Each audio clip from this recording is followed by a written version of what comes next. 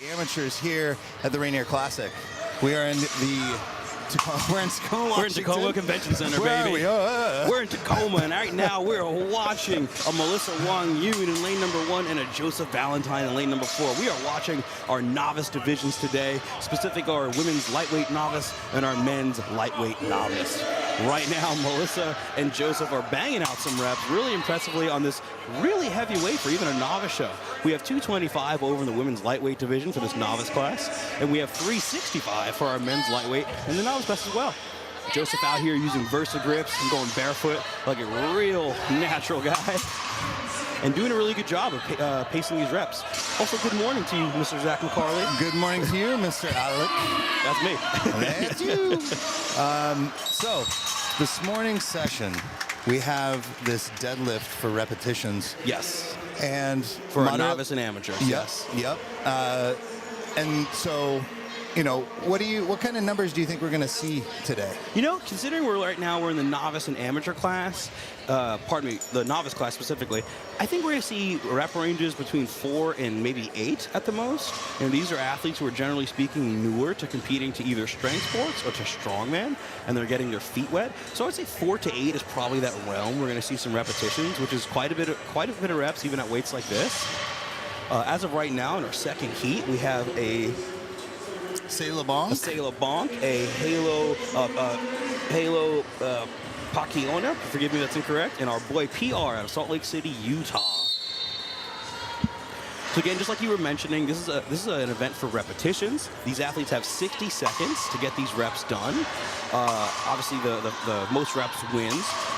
Things that we're looking for to make a solid or a good rep from their judges is standing up all the way, locking out each lift, and having their shoulders either in line or slightly behind their hips. Now, for something like this, Zach, what is something that you would normally do to elicit good results out of your athletes for deadlift for reps?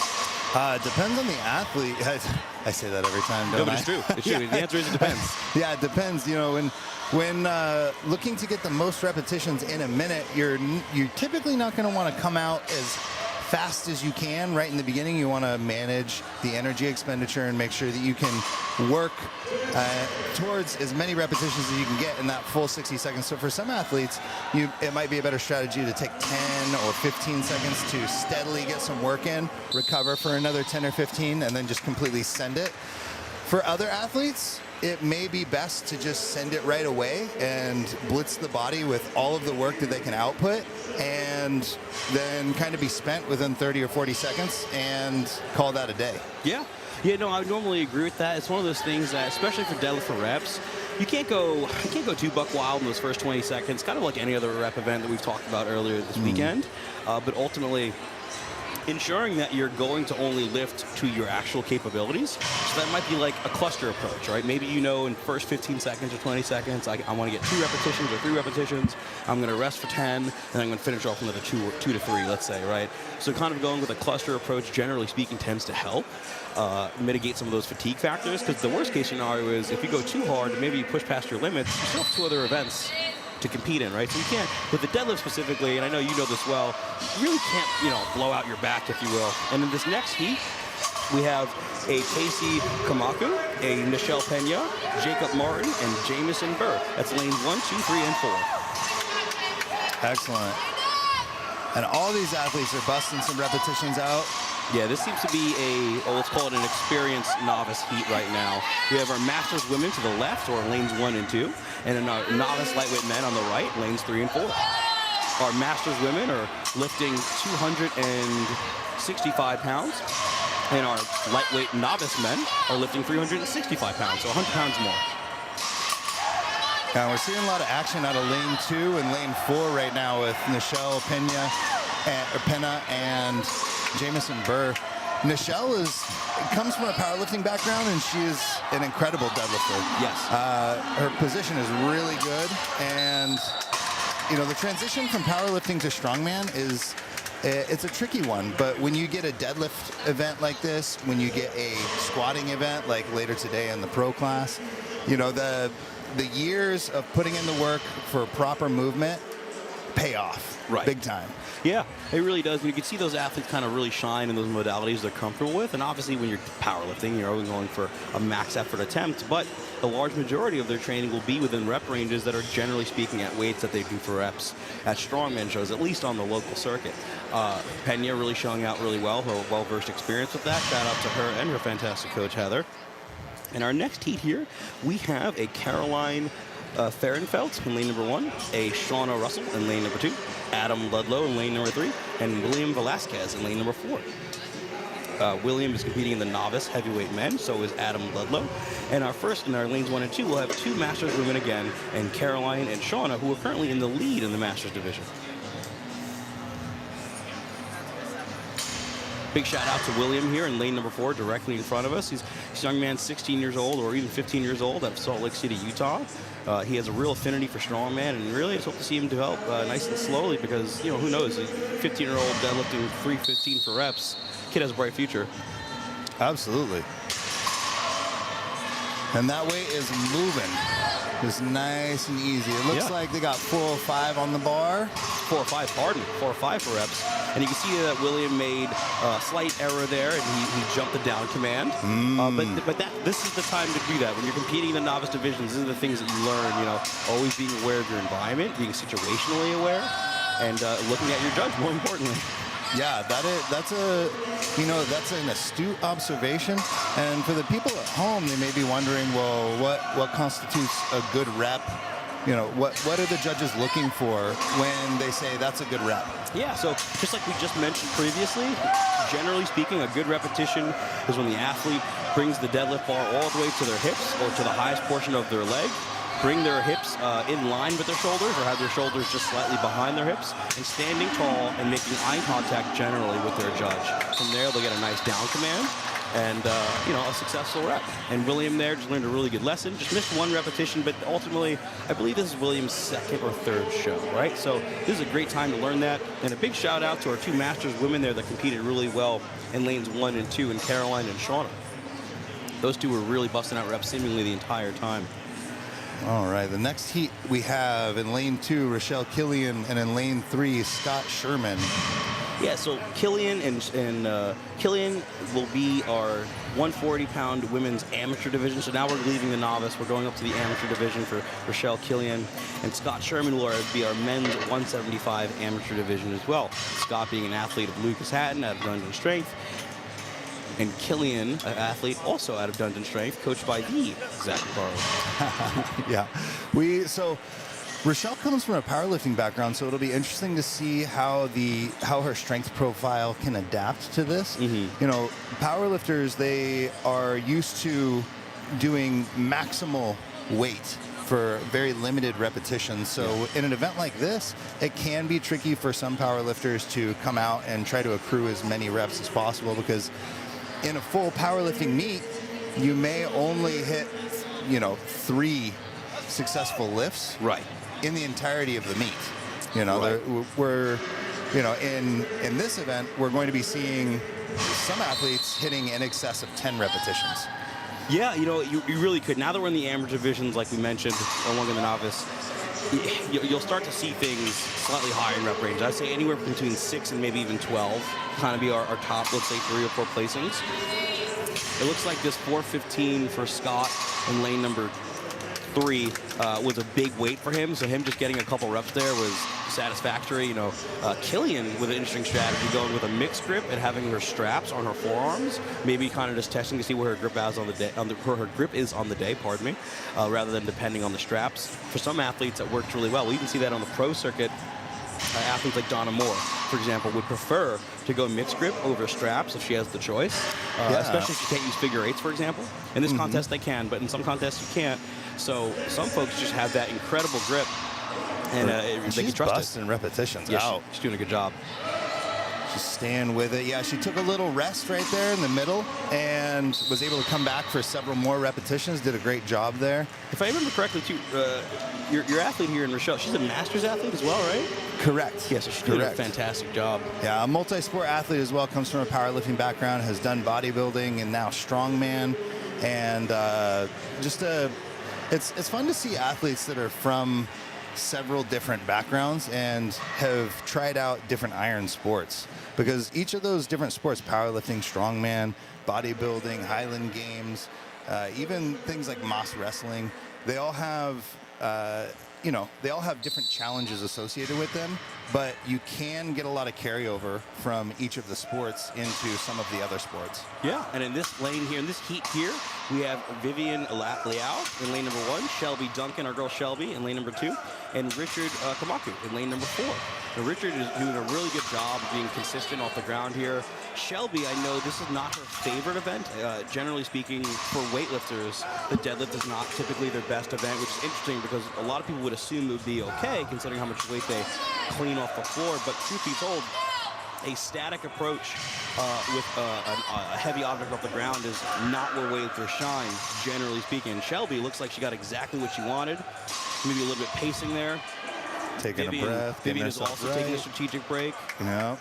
Yeah, and I completely agree. That's one of the challenges for weightlifters coming into a sport where they're asked to deadlift. The groove of the clean is not it's not the same as the deadlift. Those are two completely different movements that are asking for different things from the body. So I would say that the carryover from the clean to the deadlift is rather poor, and likewise the carryover from the deadlift to the clean is rather poor because the mechanics are so different. Yeah, and at least in my opinion, it all comes down to that torso angle. You know, when you're having the torso slightly there upright for a clean, you're able to depend a lot more on the mechanics of the body working as a fulcrum and able to drive through the legs and maintain a slightly more upright torso. When you're deadlifting, due to the sheer weight, you are going to have your torso slightly there over the bar, because it is more biomechanically advantageous. However, it then relies on different parts of the body to work at a harder rate. Generally speaking, the core, the lumbar spine, trusting your mid-back to stay consistent and not rounding over for energy leaks. So that's kind of why you'll see weightlifters have a varying success rate when it comes to the deadlift. So in this next heat here, we have Alicia Saragosa in lane number 1. We have Katie Moore in lane number 2. We have a Brian Moorcade in lane number 3. And we have Eric Shuddy in lane number 4. As of right now, in our lanes 1 and 2, we are in our women's 160-pound division. And in lanes 3 and 4, we are Masters men. Excellent. So it looks like the ladies have 315 on the bar, if I'm not mistaken. Yep, it looks about 315. And the men have a little over 500. Yeah, it looks like 515 maybe. And Eric Shuddy really performing quite well in this deadlift. You know, what's interesting about Eric, he's utilizing a rounded T-spine approach while still maintaining a neutral lumbar or lower back. And what that does, it allows him to break the floor slightly easier. What you'll end up seeing is that when the bar gets past the knees with that approach, things tend to get a little harder as fatigue sets in, but allows for the break of the floor to be a little bit more consistent. And maybe that's where Eric knows that he needs that help. He needs help from floor to knee, so he's not too worried about what happens from knee to lockout. Absolutely. And so that, that brings up another really good question for some of the people at home that may not be too familiar with the technical side of deadlifting. You know, we see these different approaches. We see these different technical we'll just say techniques for deadlifting. And a lot of people think deadlifting, you never want to round your back. You never want to round your back. Well, that's true and it's not true, right? Yeah, so like what would you say about that? So what I would say, at least from the perspective that I tend to coach from, if an athlete tends to round their T-spine but maintains load trap and lumbar neutrality, they're going to be okay. The T-spine tends to have a bit of a flex to it. You could you could compound those joints and allow the supporting muscles to kind of take over. I still prefer a flat back, generally speaking. I find to do that has a higher success rate, but if you're going to round anything, the T-spine or that upper portion of the back, almost like a turtle shell, is a bit okay to round. And like I said, it has a slight advantage when breaking the floor, breaking the bar off the floor specifically. So in this heat, come on over. We have Bailey, Facemaker, Tasha Whalen, who's going to bang out reps here, and Arlo Payton and Matt Earhart. Now, we're going to watch in lane number 2 in our women's 160.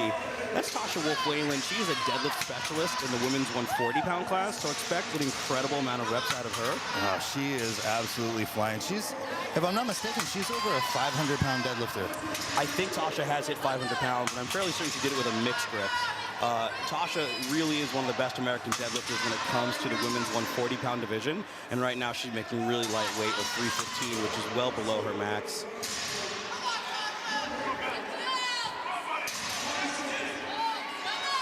We have Matt here with a really sturdy rep here in lane number 4. Bailey is still in the game at that 315. And I know this will be a big PR for Bailey in terms of repetitions. It looks like in lane 3, Arlo's he's taking a step back and watching his fellow competitor Matt get a couple more repetitions, cheering him on. Looks as though Bailey did not get that last rep. That was really on the line there. But a great performance out of lane 1, out of all the lanes here. Now we have the lead of the pack in the women's 160 division, Jenny Draper and Amanda Letty in lanes 1 and 2. And lanes 3 and 4, we have Dick Gale and Kevin McCanta. Now, it's going to be imperative for Jenny here to try her best to match Tasha, as hard as that may be, in order to maintain her lead. Otherwise, we'll have some point swinging.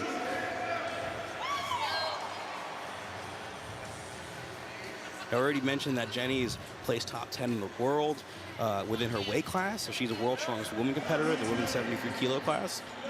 It's going to be exciting to see her. I'm also really excited to see Kevin McCanta. Kevin, I know, is a weightlifter, but he's built really well for the sport. And I'm really excited to see him compete. I was going to say, yeah, he has a weightlifting background, but he has been working hard on his deadlift. I've been seeing him in the gym, and he's just busting these out already. So that hard work is already coming over as showing. And he's not, you know, he's doing a good job keeping the shoulders directly over the bar, not pushing them too far forward. Right now, we have a genuine fight between Jenny and Tasha. Jenny has not stopped repping at all since the start of this, and she's looking for that event win, which would be a massive PR for her. I know for a fact the most she's pulled in the gym is cluster sets of 3, and right now I think she's on her 7th rep. Nice. So we actually saw something that you wouldn't see in powerlifting just now in lane 3 from Dick Gale. He brought the bar past his knee, and then he rested it on his thigh briefly and repositioned and pulled it up. And that's what you call a hitch. Yes. That's not something that's allowed in powerlifting, but this isn't powerlifting, it's strongman. So what would you say, when would an athlete utilize that hitch technique? Now, I absolutely love the hitch technique because what it allows athletes to do is to put the bar in an even more biomechanically advantageous position in that it's over the center of mass, and you then essentially get to squat the weight up from knee to hip, which is allowing the body to work better with gravity, if you will. The reason why powerlifters don't allow that in competition is because of that exact rationale. It allows for greater weight to be moved through the body's mechanics versus, let's say, muscularity. So that's why the hitch is illegal within that sport. But in terms of actually moving load, it is the smarter thing to do, especially if your hips and glutes are already fatigued. Absolutely.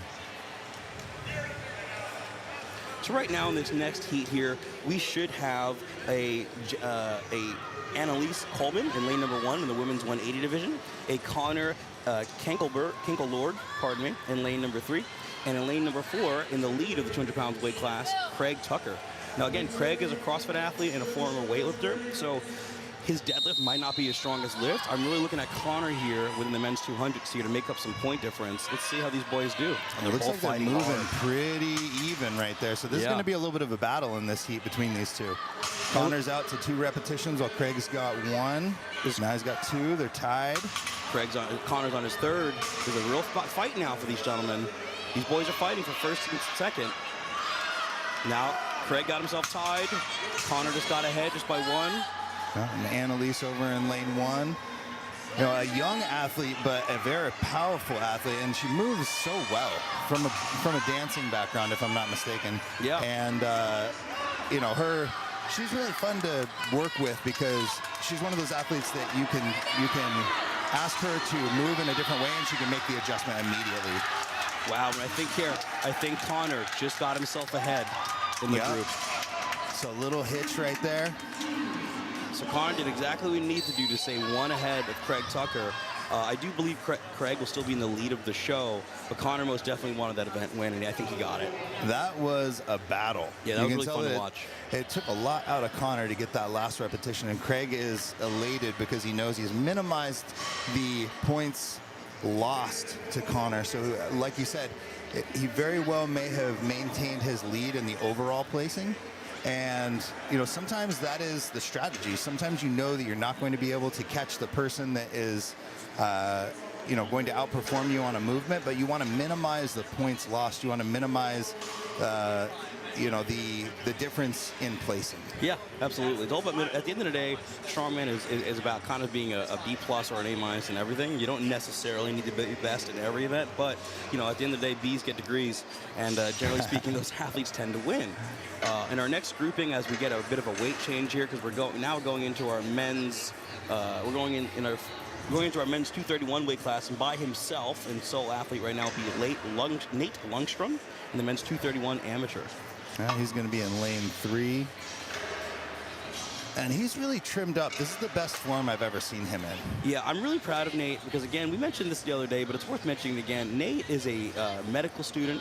He's just got assigned his residency, so he's going into that final chapter of life and work in terms of that degree specifically.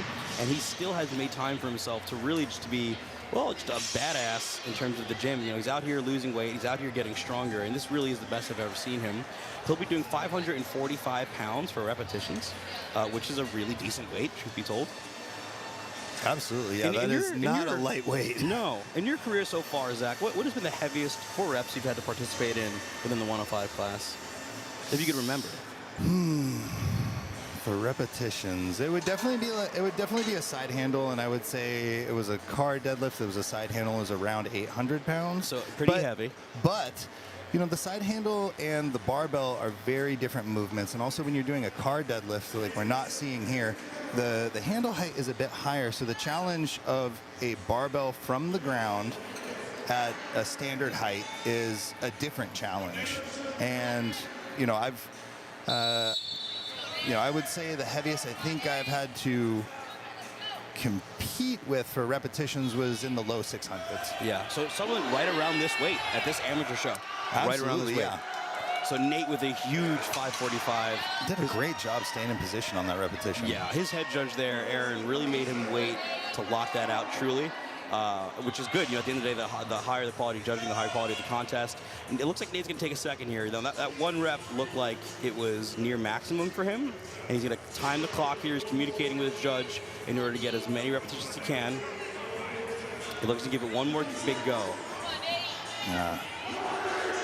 And I'm excited for Nate. I'm happy to see him in such good form, but part of me is a little sad to see him moving because he's such a positive guy. He's a moving from the state, yeah. Yeah, he's fantastic. He works with the the special needs team that we have over in Dungeon with the powerlifting team, and he actually works directly with some of the adaptive athletes that we're going to see in this afternoon session. So yeah, great coach, great guy, and fantastic first pull out of Nate there.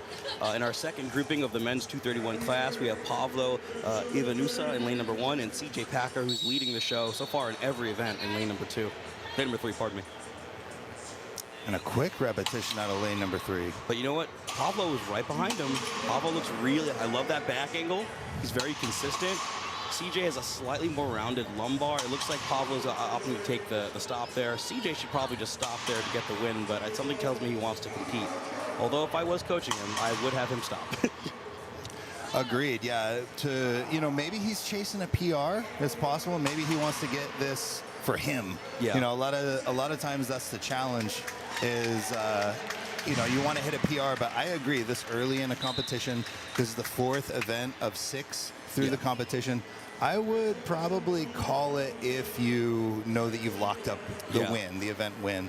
I know his goal I was just speaking to him in the back. Pardon me. And ultimately, his goal is to get enough points on these first 2 events where he does not have to do the Zercher at all, which I don't blame him. It's a really difficult event. But, not for nothing, if you win a show that handily and walk off the last event, good for you. You really kind of proved your prowess, at least in my opinion, and earning himself. Then that would earn him an Arnold Amateur World Championships invite. Fantastic. Yeah. So, just to talk on the athlete a little bit, is there a particular reason, an athlete would not want to do the last event if they'd locked it up? Or yeah, frankly, to conserve energy, I think is reason number 1. And for CJ specifically, I believe it's a bit of a bicep twinge, so having to do a Zercher would just frankly not be fun. Yeah, minimizing the risk of injury. Yeah, so save your bodies, get ready for the show that'll be coming up in maybe 8 months or so. But what we have next in this next grouping in our men's 265 division, this will be the first time in our 265 division here. We have Luke Young in lane number 2 and Ryan Nutter in lane number 3. These are men's 120 kilo class, 265 pounds, technically 1 pound over 120. And it looks as though looks Ryan, like they're going to be deadlifting 585 pounds. Yeah, and it looks like Ryan has opted to not. I'm sorry, Luke has opted to not participate. Maybe he has an injury. Maybe he knows that the other gentlemen are. Big first attempt from Ryan Nutter there. And, you know, good on both of them for coming out and giving it their go. But again, this is a very heavy weight. It's 565 pounds, or pardon me. Let's see here. Yes, 565. That's big weight. That's big weight for these guys. And maybe he knew it just wasn't in the cards for him. Yeah, so for Luke, I actually got a chance to speak with him this morning. And he, for those of you that tuned in yesterday, he was one of the athletes. The keg kind of got away from him a little bit, and it landed on his leg. You know, he suffered a moderate contusion in the quad, and he was saying that he may decide to sit out the deadlift because he was feeling a lot of tension in that quadricep and just did not want to risk further injury. It's a smart move. In lane number 2 here, we have Jared Collins. In lane number 3, we have James Moore. Both gentlemen in the 265-pound weight class. So what's really interesting about these boys who are vying for that Arnold Amateur World Championship in the 265 specifically, there's no other world title for that class. So it effectively makes the Arnold Amateur the true World Strongest Man title. So these guys are right now actually fighting for a World Strongest Man bid. That is awesome. It looks like Jared opted to stop there. James got one solid rep, I believe. James is walking back. He says, I want one more. I want one more. James wants to get some solid points. And I don't blame him, because right now there's a few gentlemen on one rep, right? So he wants to break that tie. Absolutely, yeah. So, you know, I think something for people at home to keep in mind is this is day 2, and this is the 4th event. Right. So of a heavy show. A lot of these athletes are actually very capable of doing 1 or 3 or 5 repetitions, but after 3 events, your body's quite taxed, and on day 2, some of that soreness is setting in, and you know your body is a bit compromised. So that's going to play a factor for a lot of these athletes throughout the day. Again, it's all about that energy conservation, pardon me, in order to get through the weekend. And right now in this group here, we have Trevor Dahl in lane number 2. And in lane number 3, we have Zach Hage, one of the world's strongest firemen. Zach has competed at the Arnold Amateur quite a few times, and I know he wants to get back to that show. Right now, I believe he's sitting in 3rd place.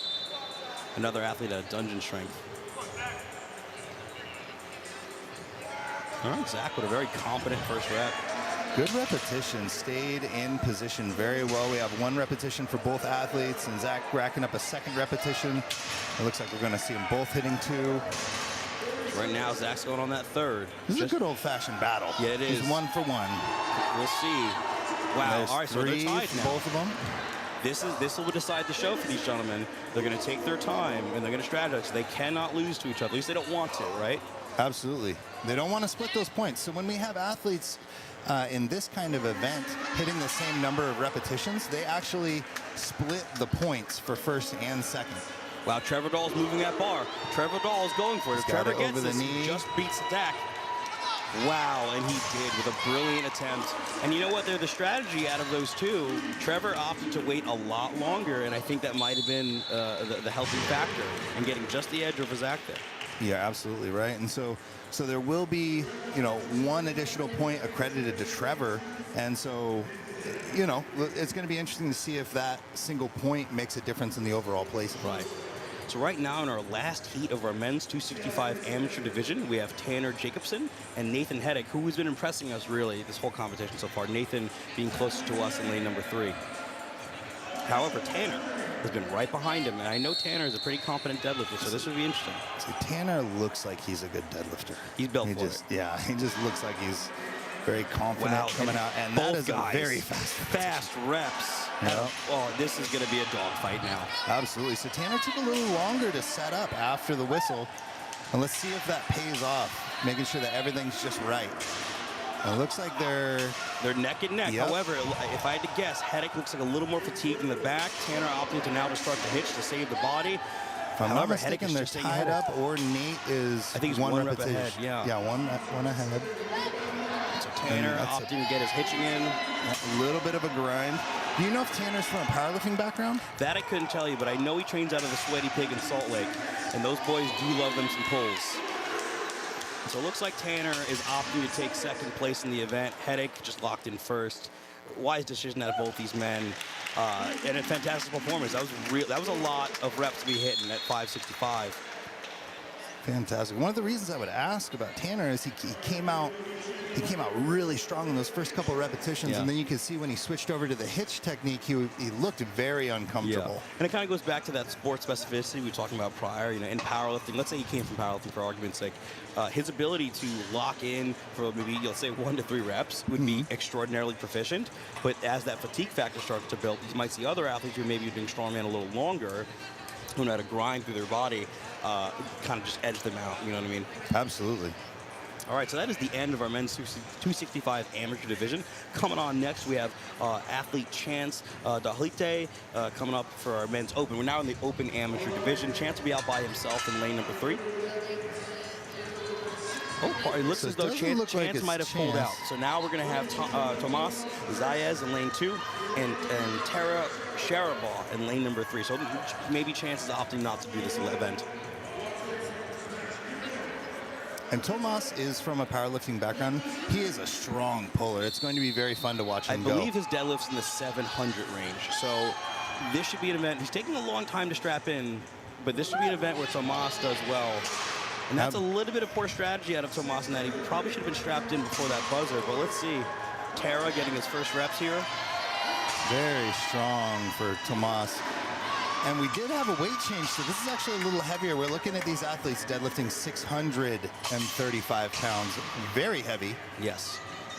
Tomas, I believe, has done 4 reps so far. I think this is his 5th.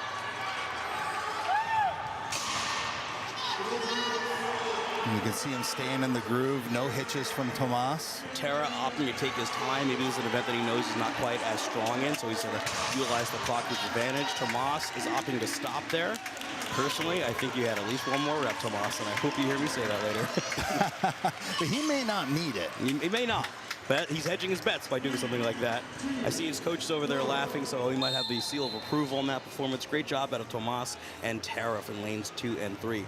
Coming up next, we have Sam Sheether in lanes number 2 and Alex McCrum in lane number 3. Both of those gentlemen were battling real hard in those first 2 events yesterday. Now, I know for a fact that Sam Sheether is an 800-plus pound deadlifter. Oh, this is going to be fun to watch. So I would anticipate Sam getting quite a few reps here. I know this is an Axel's strongest event. So if Axel could get, I would say, between 1 and 3, he'll probably be quite happy with that. Absolutely. And he's quite new to the sport as well, you know. I think it's his 3rd show. Yeah, I think he's going to be one to watch over the next couple years. He's a young guy. He's 25 years old. Very driven, very dialed in. Has moved to the area to train at Dungeon Strength. Yep. And Sam is rolling that bar into himself. Easy first rep out of Sheether, who's locking into a groove. Now, what's really cool about Sheether here... mechanically efficient. He's mechanically efficient, but he's keeping tension on the bar, even when it's on the floor, to go right into that next rep. It's almost a touch and go, but it's not. He's within the rules, but he's keeping tension there in a really smart manner. Axel got 1 solid rep so far. He's going for that 2nd rep. Can Axel hitch it? It just falls off his knees, unfortunately. He just came a little too far forward. Yeah, and I completely agree with Mr. Samuel Sheether. You know, keeping the tension in the bar allows you to keep a little bit of a stretch reflex coming back down and then initiating the lift. So you don't have to start a truly dead weight. You're still able to get a little bit of that stretch reflex out of the muscles coming back up. So that's going to set you up for a higher number of repetitions if you can maintain that position and if you can keep tension. Right. For some athletes, that may not work so well because it can increase the rate at which you fatigue. So we'll see some athletes doing that, other athletes not doing it.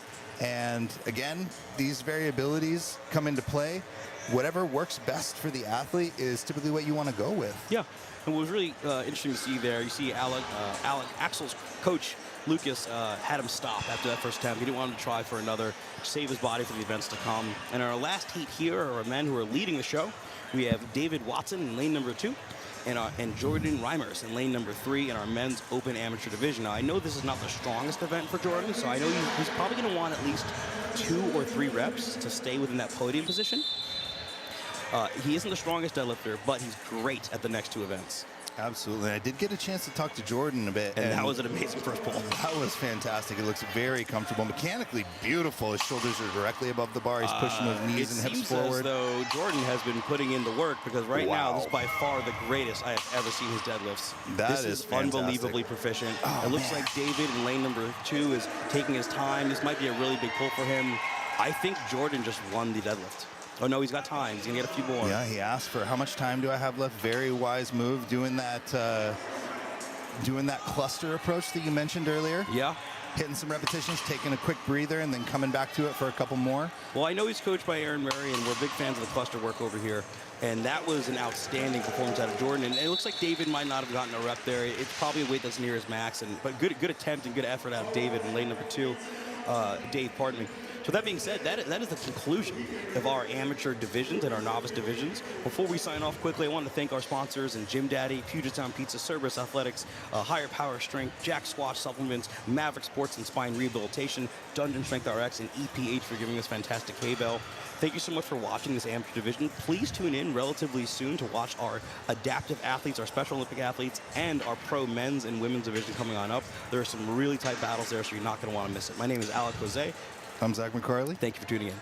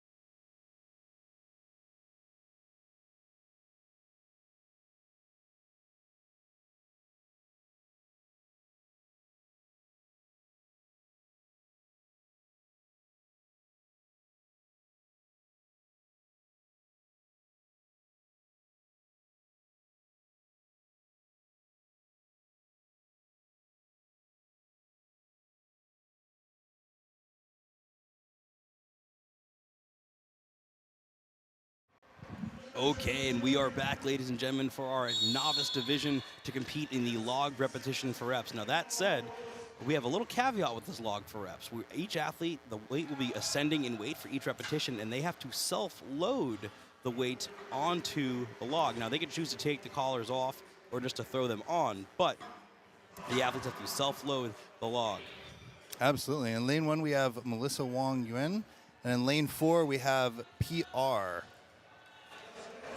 And something that's interesting about this movement, like you said, or something that's interesting about this event, as you said, is they're going to have to load the weight themselves. And you can see that PR has elected to throw the weight on top of the clip. He didn't take the clip off. He just threw it straight on. And it looks like Melissa has done the exact same thing. So, why would they decide to just put the weight over top of the clip? No, honestly, what's going to end up happening is these athletes are fighting the clock, right? So not worrying about taking off these very difficult lock draw collars is just going to save them time on those transitions, right? So we got one solid rep out of Melissa and PR in lane number 4, Melissa in lane number 1. And that's ultimately what they're vibing for, that time, that clock, saving time in the transitions. Absolutely. And I think, one of the risks to that is going to be if the plates decide to migrate their way all the way to the end of the bar and it's going to put the weight off center or even fall off of the bar once they have a couple plates on. So it's going to be interesting to see for the athletes that elect to do that if that punishes them, if they can keep the log steady enough to make sure that the plates don't actually come off of the implement. Because if the plates come off the implement before they get a down call, they are going to have to put the log back down and then put them back on. There's two instances where I could see an athlete utilizing that strategy for putting the clips on. Either one, you're not going to get that many reps, so you just want to do well in the transition from that first rep to the second. Or two, you're going to get all of them, and you're steady overhead, and you're competent and very confident in that weight. So those are really the only two groups of individuals that at least I would recommend that approach. Anyone else in the middle where you kind of have to take your time, but you may get 3 or even the total 4, it's probably for the best to take those collars off. Maybe. That being said, we are using the red lock draw collars from Rogue, and those are incredibly difficult to take off. They're not going to move, at least during that initial plate, I should say, is not going to bump at all. But, man, it does take time to take those off. Absolutely. I completely agree. In this next heat, in lane 1, we have Say LeBlanc. In lane 2, we have Joseph Valentine. In lane 3, lane 3 is Joseph Valentine. Lane 4 is Jacob Martin. Right now, we have our novice heavyweight women and our novice lightweight men. And the weights that they will be moving in our novice heavyweight women, we should have here, we should have a 115 log ascending. It'll be a log starting at 100, then 110, 120, then 130. And our lightweight men, we will have them starting at 155, going to 175, going to 195, and going to 215. All right. So, one of the things that, is particularly challenging about this event when you're self-loading is the pacing of it, but also, by the time you get to the heaviest weight you will be lifting, you will have already lifted the weight several times. You will have already performed several repetitions, so conditioning may be a factor in this event. Absolutely. Your ability to maintain breath while having that heavy log on your chest is going to be quite difficult. Never mind you then having to have the conscientious effort to then load more weight. One of the things to think about when doing the log in general is that pacing that you just mentioned, because ultimately it comes down to those energy systems, and this is now the 5th event out of a 2-day show. So everyone might as well take off 10% of what they did in the gym, if not 20, and just assume that's kind of where they're going to be at in terms of performance. So now coming on up in this next grouping, we should have a Casey Kamako, a Nichelle Pena, a Hola Pacoina, and a Jameson Burr. If I mispronounce any of your names, do forgive me. And those first 2 lanes, we're going to have Masters women, and the next 2 lanes, so lanes 3 and 4, we'll have our novice heavyweight men. The weights for those class and the Masters women, we're going to have a 120, a 130, a 140, and a 150. And for our novice heavyweight men, we will have a 185, a 205, a 225, and a 245. Still really decent weight for a novice class, 245 to end the ladder. Absolutely. I mean, not too long ago, 245 was something that the lightweight open division at Nationals would do for reps. So that's a legit weight. Yeah, I actually recall a particular national championship that I participated in, and the weight for reps was 230 pounds on the log. And you participated in that? Yes, I I took second by 2 points. Wow, what a It was loser. in 2009, and many moons ago. It would never happen again. Yeah, pretty much. Yeah, I needed that second place to really drive me into, the headspace and the motivation that was required to push myself into the pro ranks and into doing well in there. So you can win or you can learn. Right, exactly. Win or learn. For those that may not know, I'm joined here with Zach McCarley today, a former World's Strongest Man winner in the 90 kilo division, a multiple-time national champion and America's Strongest Man in the 105 division, and a current international strongman coach with athletes like Angelica Jardine. My name is Al Jose. I'm an international strongman coach. I have a few people that do pretty well internationally, and we're both really happy to be here. A few people that do well. Alec is humble. He just got back from the World's Strongest Man coaching one of his athletes there. Yeah, it was a good time. It's all fun. All right, so with this heat, we have, in lane 1, we have Casey Kamaku. In lane 2, we have Nichelle Pena. In lane 3, we have Haloa Pakonaia. Oh, Forgive us. Apologies. And then in lane 4, we have Jamison Burr. Yes. Now, Nichelle and Casey opted to turn their crash pads internally. Why do you think they did that, Zach? Ooh, that's what you call a pro move. So, likely what they're doing for that is they are placing the log a little further on the pads, and the narrow pads allow them to smoothly put on the weights without the weights dragging on the pads, so they don't have to pick up the log. That's a very wise tactical move, in my opinion. Yeah, it's a wily veteran move. Even if we are looking at the master divisions and novice divisions, to do something like that, that's someone who's experienced in wanting to win. You know what I mean? Every little detail, especially within strongman, counts. And we got to see that yesterday with Andrew Clayton with his really clever, essentially, kettlebell swinging of a 400-pound bag to get it all the way to the yoke to then lock himself in second place. So you'll see some of these wily moves out of these individuals as the show goes on, and it just goes to show good practice, good training. And good practice usually means good competing. Yeah, so in this event, the log clean and press ladder, these athletes are going to be cleaning and pressing the first weight, and then they're going to be adding weight for up to 4 repetitions. And it is a race, so it does matter how swiftly you do this. What are the judges looking for to give the athlete a good repetition? So when it comes to overhead in general, you want solid judging because there are a lot of, let's call it, factors, multitudes to pay attention to when it comes to a solid lockout with any object from ground to overhead. So with the log in particular, once the athlete has lapped it, gotten to their chest and pressed, maintaining eye contact with the judge, locking out the arms in full ability, and more importantly, getting your head through to the best of your ability will signify a solid lockout, assuming your feet are no longer moving and you have your feet parallel to that of each other. So there are a lot of factors that come into play. You see a lot of folks with a lean back approach. They're going to have to pull themselves through, if you will, in order to get that solid lockout, assuming their feet are perfectly planted. Now, in this next grouping here, we have Shauna Russell in lane 1, Caroline Farafelt in lane number 2, a William Velasquez in lane 3, and an Adam Ludlow in lane number 4. In the first two lanes, we have our Masters women, and the next 2 lanes, we have our novice heavyweight men. Excellent. Everybody is off to a successful first repetition. Lane 1 and in lane 2, very swift through the second repetition.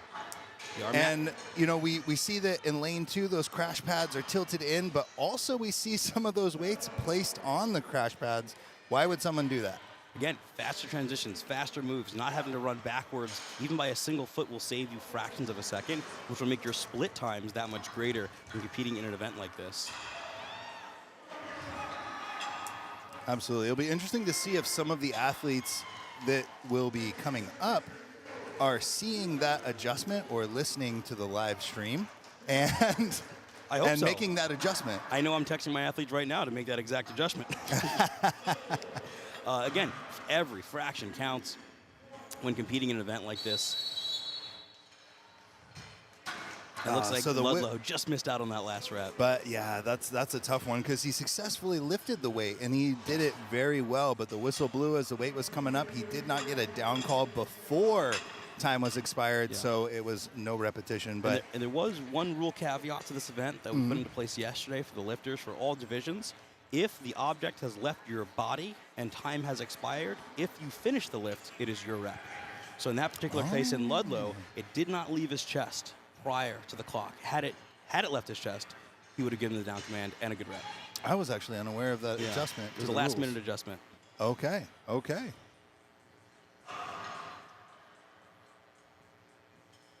So that gives opportunity to the athletes to grind out a rep. It also gives a good time for the fans to watch someone, fight through that. At the end of the day, this is entertainment. This is a literal show. It's why strongmen never refer to their contests or meets as contests or meets. It's always a show, because a huge component of this sport is quite literally putting on a performance or a show for fans who are coming out here watching. Right now, we have nearly a full crowd, and that's really exciting to see. It's the most people I've ever seen at the Rainier Classic, and I'm extraordinarily proud of Dungeon and for all those involved and all the volunteers making that happen, and more importantly, all the support from the community. So thanks again for coming out here to watch this.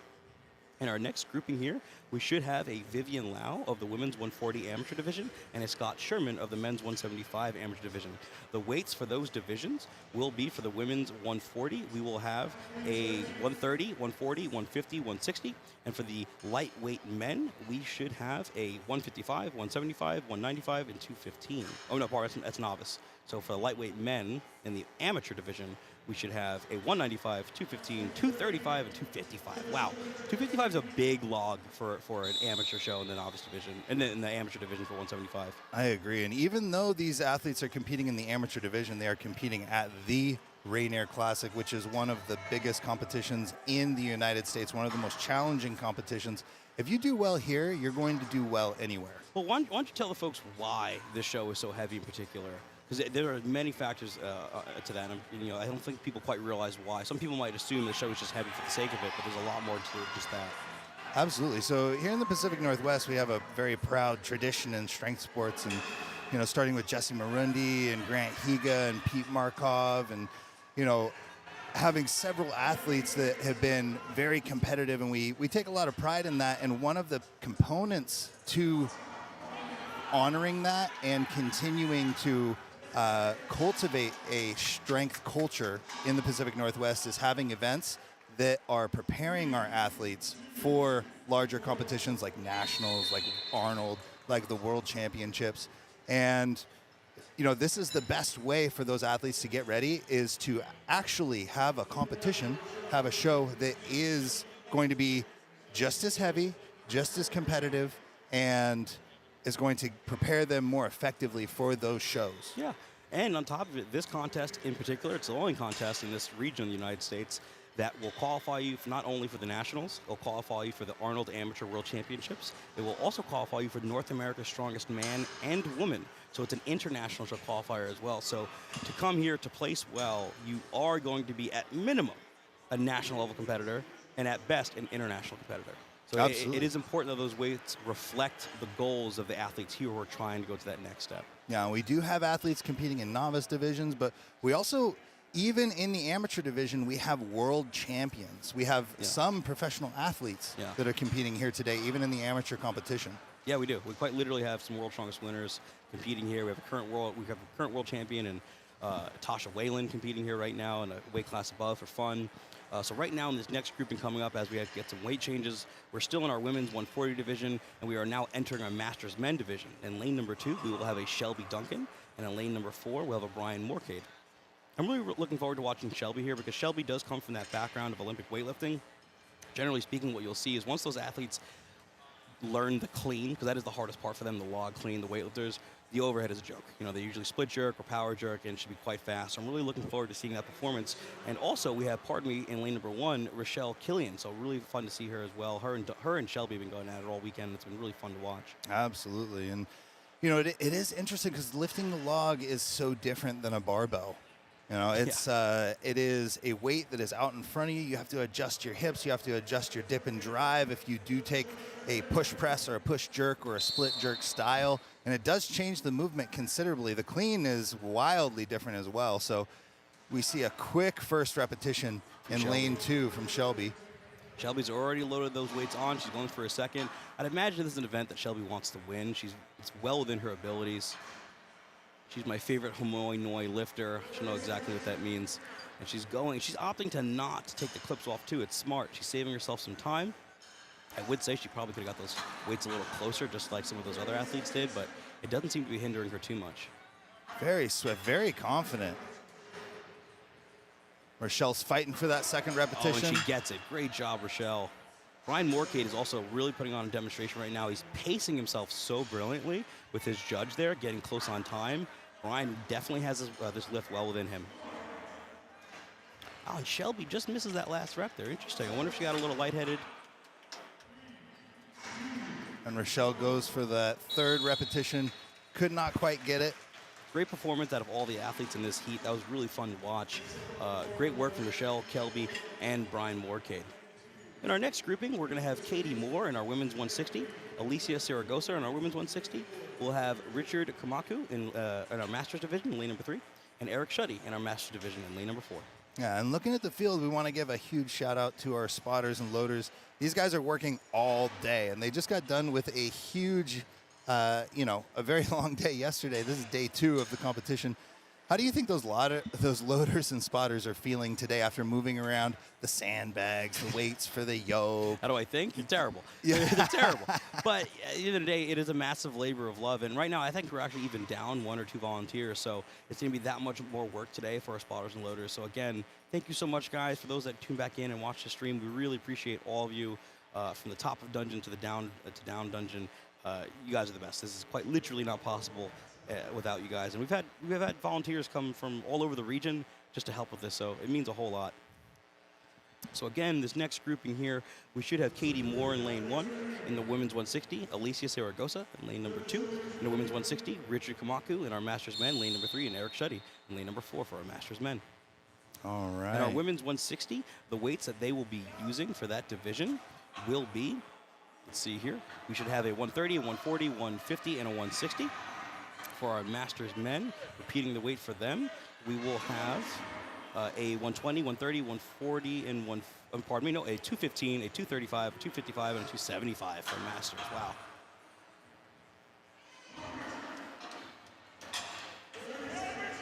All right, now in lane number 1, looks like we're about to get she almost got that press there. She was leaning back, maybe a little too far. So is there anything that you notice whenever that lean back approach is utilized? Because I feel like it's one of those things that it works really well, or it just doesn't quite.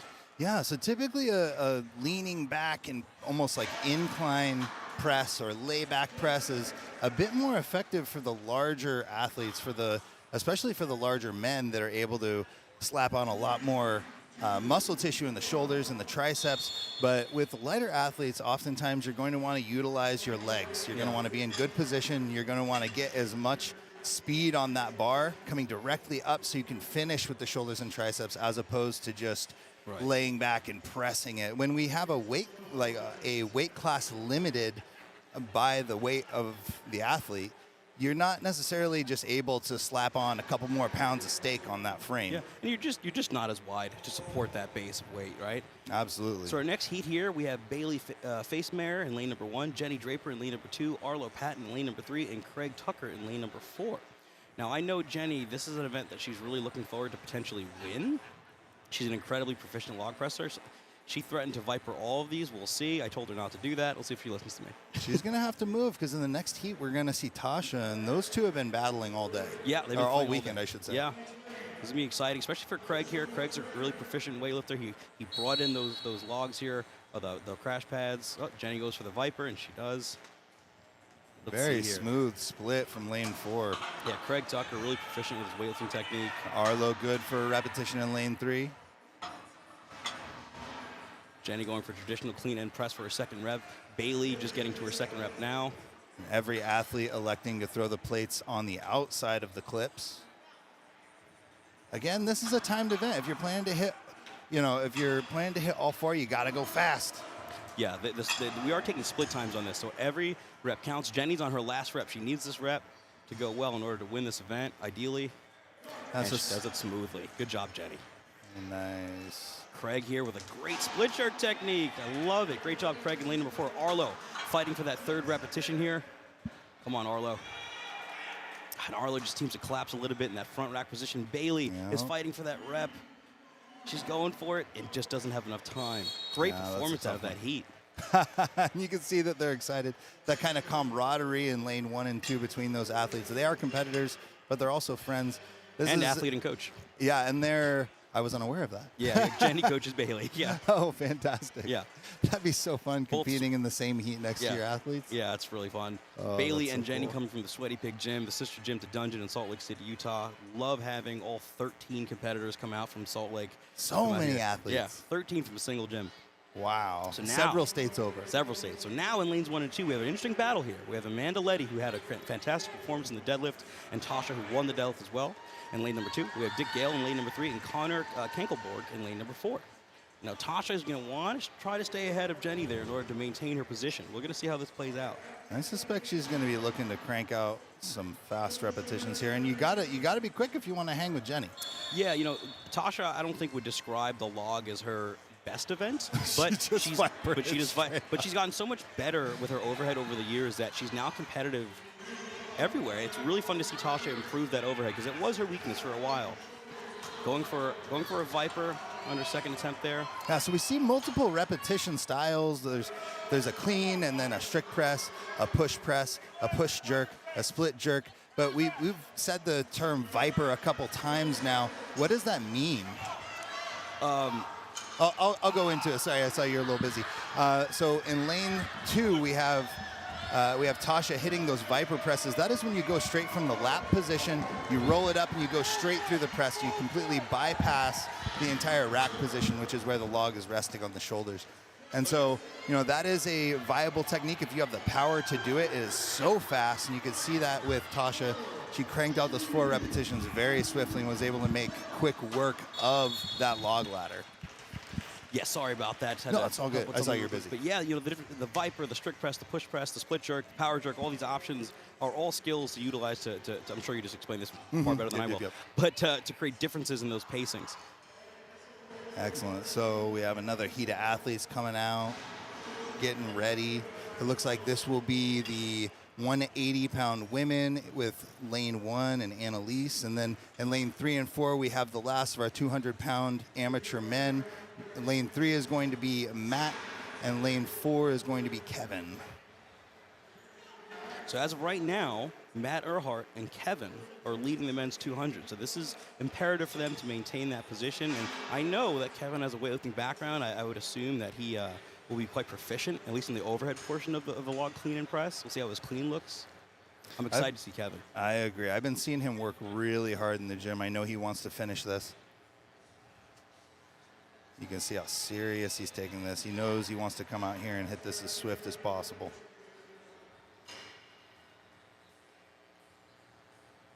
So you see lane 2 has been broken down by the spotters and loaders, clearing way for after this heat because we'll be dialing down to 2 lanes.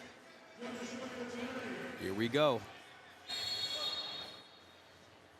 Well, Kevin looked real confident in that approach to that log here. I'm excited to see Bailey as well perform. Excellent push jerk Bailey from Kevin. has such a beautiful dip and drive. That was so perfect. Her hips are staying over her heels.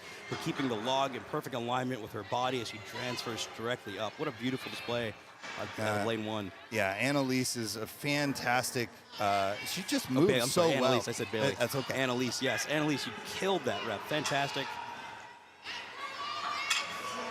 Now Kevin is on one right now. Kevin is already on his second to last rep. Nice and smooth clean. Looks like he's struggling to stabilize a little bit, negotiating the position. He got pushed back a little bit. Now, what's interesting with Kevin is his power jerk in this case is really proficient. I really like watching his dip and drive. But if you notice his clean, I think as though he gets his hips under a hair too early and has to do that step back every single time on the clean. Yeah, the weight punishes him just a little bit. Right. And it's tricky because, you know, in some events, being a taller athlete is beneficial. In some events, being a slightly shorter athlete can be beneficial. But realistically, there's kind of an optimal height. And when, you know, I know for me, I wish I had a little bit more clearance. If I were a little taller, I'd be a little better with the log. The log is a set dimension. It's a 12-inch log for the men, and that pushes the log in front of you about 6 inches, and that can be challenging to stabilize because you have to make sure that your body position is such that you can get a smooth dip and drive. Right. And so when we see an extremely tall athlete or a shorter athlete, it's going to be a little bit more challenging mechanically for them. Yeah. Generally speaking, with the shorter athletes, sometimes one's shorter, maybe a longer torso, I always kind of cue squat the weight first before then initiating that hip hinge to keep the center of mass over your hips the whole time. That generally help prevent that step back that we saw from Kevin. With the taller athletes, they'll hinge a little earlier, and that will still maintain the log over center of mass. So you're going to have to cue slightly differently or go about your coaching and competing slightly differently depending on the limb lengths of the individual. Absolutely, and just a few of the many variables for performing from athlete to athlete. Yeah. So in our next grouping here, it looks like we're going to have 2 athletes coming on out. At least we're setting up 2 lanes, but I believe it's just going to be Nate Lundstrom for the 231-pound men's weight class in the amateur division. Now, the weights for that class, I'll pull up right here for you guys. Still very challenging weights. We're going to see a 235, a 255, a 275, and a 295. 295 is going to be a little bit heavy for this class. What was the last weight in your overhead series, which was a log, at America's Strongest Man last year? I think it was 335. And I think the axle, which is the last implement, was 355. Okay, so you had a 335 log. So it's only 35 pounds heavier at America's Strongest Man. That was in a lab, you can tell, but still, incredible weight that these guys are moving. Great first clean, and a powerful power jerk out of Nate. Really impressive. I know Nate has an incredible ability to transfer force overhead. His time to fixation, which means the timing of his receiving of the object when overhead, is really spot on. I love watching Nate do overhead events. Yeah, that was very smooth. I enjoy his ability to get under the weight. You can see he kind of struggled right there. The log was a little bit forward, so he had to step forward and come underneath his head. His head was kind of struggling to get through on that repetition, but he did a good job adjusting. Right. Yeah, and his patience to hold overhead. It's imperative that, these judges aren't going to just give it to you. And more importantly, it forces just a quality rep each time to happen. Yeah, speaking of judges, he's being judged by a 2-time world champion strongwoman, Erin Murray. So she knows what to look for. She is 3-time, sorry. 2-time world strongest woman, 1-time Arnold amateur heavyweight world champion. Thank you, sir. I stand corrected. Current America's Strongest Woman as well. You can see Nate struggling for that last repetition. It looks like he's moving a little gingerly. Hopefully just a little bit of a cramp. You got to imagine after a full week of competing, his body's he's starting to feel the aches and pains. But Nate, that was a fantastic display of just skill there out of Nate. Absolutely. Now coming on up in our next grouping here, we should have the start of our men's, we're continuing our men's 231 division. We have Pavlo Lavanusa and CJ Packer. CJ Packer is currently leading the show. I believe CJ has won every event so far. So I know CJ is going to want to win this event, come into this timely, compete really well, because I know he wants to opt to not do the Zercher if he doesn't have to. Absolutely. And Pavlo has been really impressing me, especially with his deadlift. His deadlift performance is really spot on.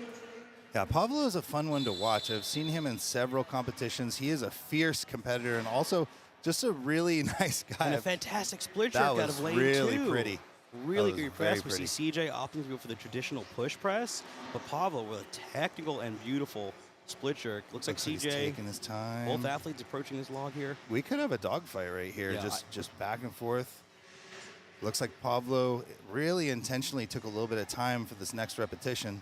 And it looks like it may be a little bit too much. Yeah, CJ completing that second rep there. And what you'll notice, too, with the athletes who tend to split jerk, when it's there, and when it's not, there's a hard wall. And I think that just happens to do the sheer weight bearing down on them, being able to create that jump, if you will, to then get back onto the log. Absolutely. Pavlo giving another good shot. If he could have got down just a little further, he probably could have saved that. But, again, this is the 5th event in the weekend. Yeah, it is.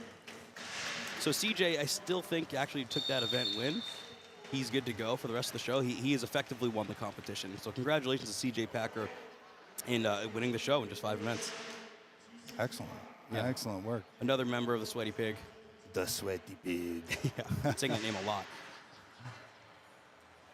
So while we have a nice weight change here, we're going to go into our men's 265 division. Like I said before, these men are effectively qualifying or trying to qualify what is the only international title for the 120 kilo class, so effectively world's strongest man. Our first 2 athletes for that division will be Luke Young in lane number 2 and Jared Collins in lane number 3. Now, Jared, I know, trains full-time with an Olympic lifting coach, so I would love to see maybe some beautiful split jerk technique or power jerk technique out of lane number 3 in Jared. Hopefully he has enough energy at this point in the contest to do that, but I know he has a really proficient weightlifting coach out in Salt Lake as well. Jared trains half the time in Sweaty Pig, and I believe half the time at, I think it's Big Mountain Barbell is the name of his gym where his weightlifting coach is. So love to see these gentlemen put out a really good show here. Now, the weights for the men's 265 division are going to be 255, 275, 295, then 315. 315 is a heavy log. Oh, it looks as though Jared is opting to not compete. Looks good for 1 repetition. He made that look pretty light. I am going to guess he's good for a couple more repetitions. Yeah, so Luke is doing really well in lane number 2, but Jared, it looks like as though he's opting to not participate. Maybe he's feeling his body just a little too beat up from the weekend. But Luke, with a fantastic first rep, I hope he's successful here in the second. This second repetition should be 275 pounds. He's got to stabilize that. Looks like his upper thoracic spine's kind of bowing forward, which is pushing the weight forward, making it really hard to use those legs for a dip and drive. Yeah, you know, when it comes to dip and drive mechanics to anything overhead, your positions will be dictated by the circumference of the object. So the wider the circumference, or the larger circumference, I should say, the more likely your hips are to travel forward as you dip straight down. And to help mitigate that, it is imperative that athletes really improve their T-spine mobility and, more importantly, their lat mobility. Because as you can open up those areas more, you then can maintain the hips over the heels, which then will give you a straight line vertically to be able to drive into the object. So the circumference of the object will dictate that. So things like barbells and axles are typically easier for a dip and drive, and then logs get a little more challenging, and then never mind things like blocks and stones. So our next 2 athletes coming on out in the lanes 2 and 3, we'll have Ryan Nutter in lane number 2, and we'll have James Moore in lane number 3. James looks like he is fired up and ready to lift this. Yeah. And thanks again to our sponsor, Cerberus, for giving us these crash pads, which are frankly brilliant for an event like this. They're perfectly long enough to keep the athletes safe and condensed enough to not completely take over the floor. So great job out of Cerberus for making this product here, and thank you so much for sending it over to us. Absolutely. And looks like lane 1 is good for 1 repetition. Moving up. Sorry, lane 2. Yeah, Ryan Nutter did a great job on that rep there. It looks like James Moore is struggling a little bit. He's going to take his time to try to get that first repetition. Now, if James gets this 1 rep, he's already ahead of the other individual who zeroed. So it's really imperative that he gets this rep. And unfortunately, it may just be a little too much for him today. Yeah. Yeah, it really just goes to show you the challenging weights here. And I know Dungeon in particular puts on very heavy weights for overhead events because, frankly, there's a lot of people who are extraordinarily proficient at it in this region of the country and, frankly, the world at this point. Absolutely. We have one of the best log pressers and dumbbell, one of the best pressers. I mean, I could go on, but in Lucas Hatton, he is a fantastic presser. Well, not even just Lucas. Lucas is obviously fantastic at basically anything overhead, but both Angelica Jardine and Aaron Murray in their last few competitions have never placed anything lower than top 3 in the overhead events within their own weight classes. Yeah, so fantastic. Pretty good. Yeah, pretty good record out here. And you as well, actually. I don't think you've ever placed anything lower than top 3 in an overhead event as well. I'm not sure. Really, recently. Especially recently, yeah. So now we have in our next lanes here, we have Zach Hash in lane number 2 and Trevor Dahl in lane number 3 in our men's 265 amateur division. It's a great first rep out of both athletes here. And again, the weights for this division are 255, 275, 295, and 315 pounds. Please don't ask me to give you kilos. Actually, I'll do it anyway.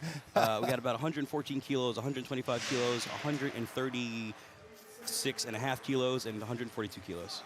Alec over here working that math magic. I'm out here. It's the weightlifting coach in there. Okay, so Zach is loading up the next weight in lane 2. And I noticed that Zach has some sunglasses on. What do you think that is about? I think that's really smart. So generally speaking, what you'll notice is athletes will tend to wear sunglasses in environments where they can't find a point of fixation, so something to look at to give them perspective, which does ultimately help that equilibrium with balance, especially as you're trying to drive something over your head. So Zach might have opted to keep those glasses on to keep the bright lights out from this environment and to make it a little easier for him to focus on something on the wall. I agree. I think that is wise. I would assume that it is due to the bright lights directly overhead. Yeah.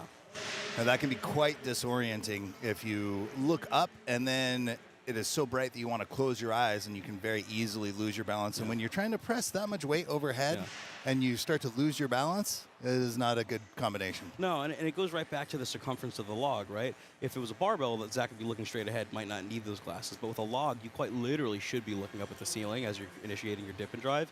And in this case, we have very large arena-style lights right in front of him, so we probably want to avoid that stimulus. In our last heat of our men's 265 division, we have Tanner Jacobson in lane number 2, and we have Nathan Heddick in lane number 3, who's been incredibly impressive all weekend. Tanner really showing out as well in the deadlift. Let's see how these gentlemen fare here. Both up with the clean, nice and smooth. Very nice press from both of them, waiting for the down in lane 2. Beautiful. Looks like Heddick is already on his second attempt, while Tanner is loading his second attempt. Heddick with a slight advantage of speed, although that clean did look harder on Heddick. So this will be interesting to see if these gentlemen... It look a little labored. I would say his hips are a little high when initiating that clean, and so he kind of ran out a log to clean up the body. He's a little bit of a taller athlete, so his starting position in the lap has to be a little different than an athlete with different body dimensions. I would agree, and look at that. Look like Tanner just surpassed Heddick with a little bit more of a patient approach. Heddick really needs this second rep here to keep himself in that lead position. So Tanner here, I believe this would get Tanner the lead of the 265-pound men. Heddick opting to stop on rep 2. He's got to get it right now. He's got to push it out. Yep. And you know what? Great performance out of both of these gentlemen. Tanner, with a bit of a slower approach, ended up just edging out the gentleman who's in first place in Heddick. Great performance of patience and power out of both athletes. Absolutely. And it'll be interesting to see the overall placing for those two. I know that they're quite close in points right now. Yeah, I still think Heddick might have the advantage, but that gap is now closing between Tanner and Heddick. So it's going to come down to the last two events. Yeah, and there's only one event left for these athletes this morning. One event, pardon me. That's right. They have the Zercher yoke for distance. Which is that's going to be a grueling event. I'm very much looking forward to that event. Yeah, it's going to be fun to watch. It'll be fun to watch. All right, so that is the conclusion of our men's 265 division. We are now going up to our open amateur men. The weights for that class in particular, we will have a 265 log, a 285 log, a 305 log, and a 325 log. Self-loaded log in 60 seconds. That's challenging. In our first heat here, we will have David Watson and Taryn Sharabaugh in lanes 2 and 3. Again, this is our men's open amateur division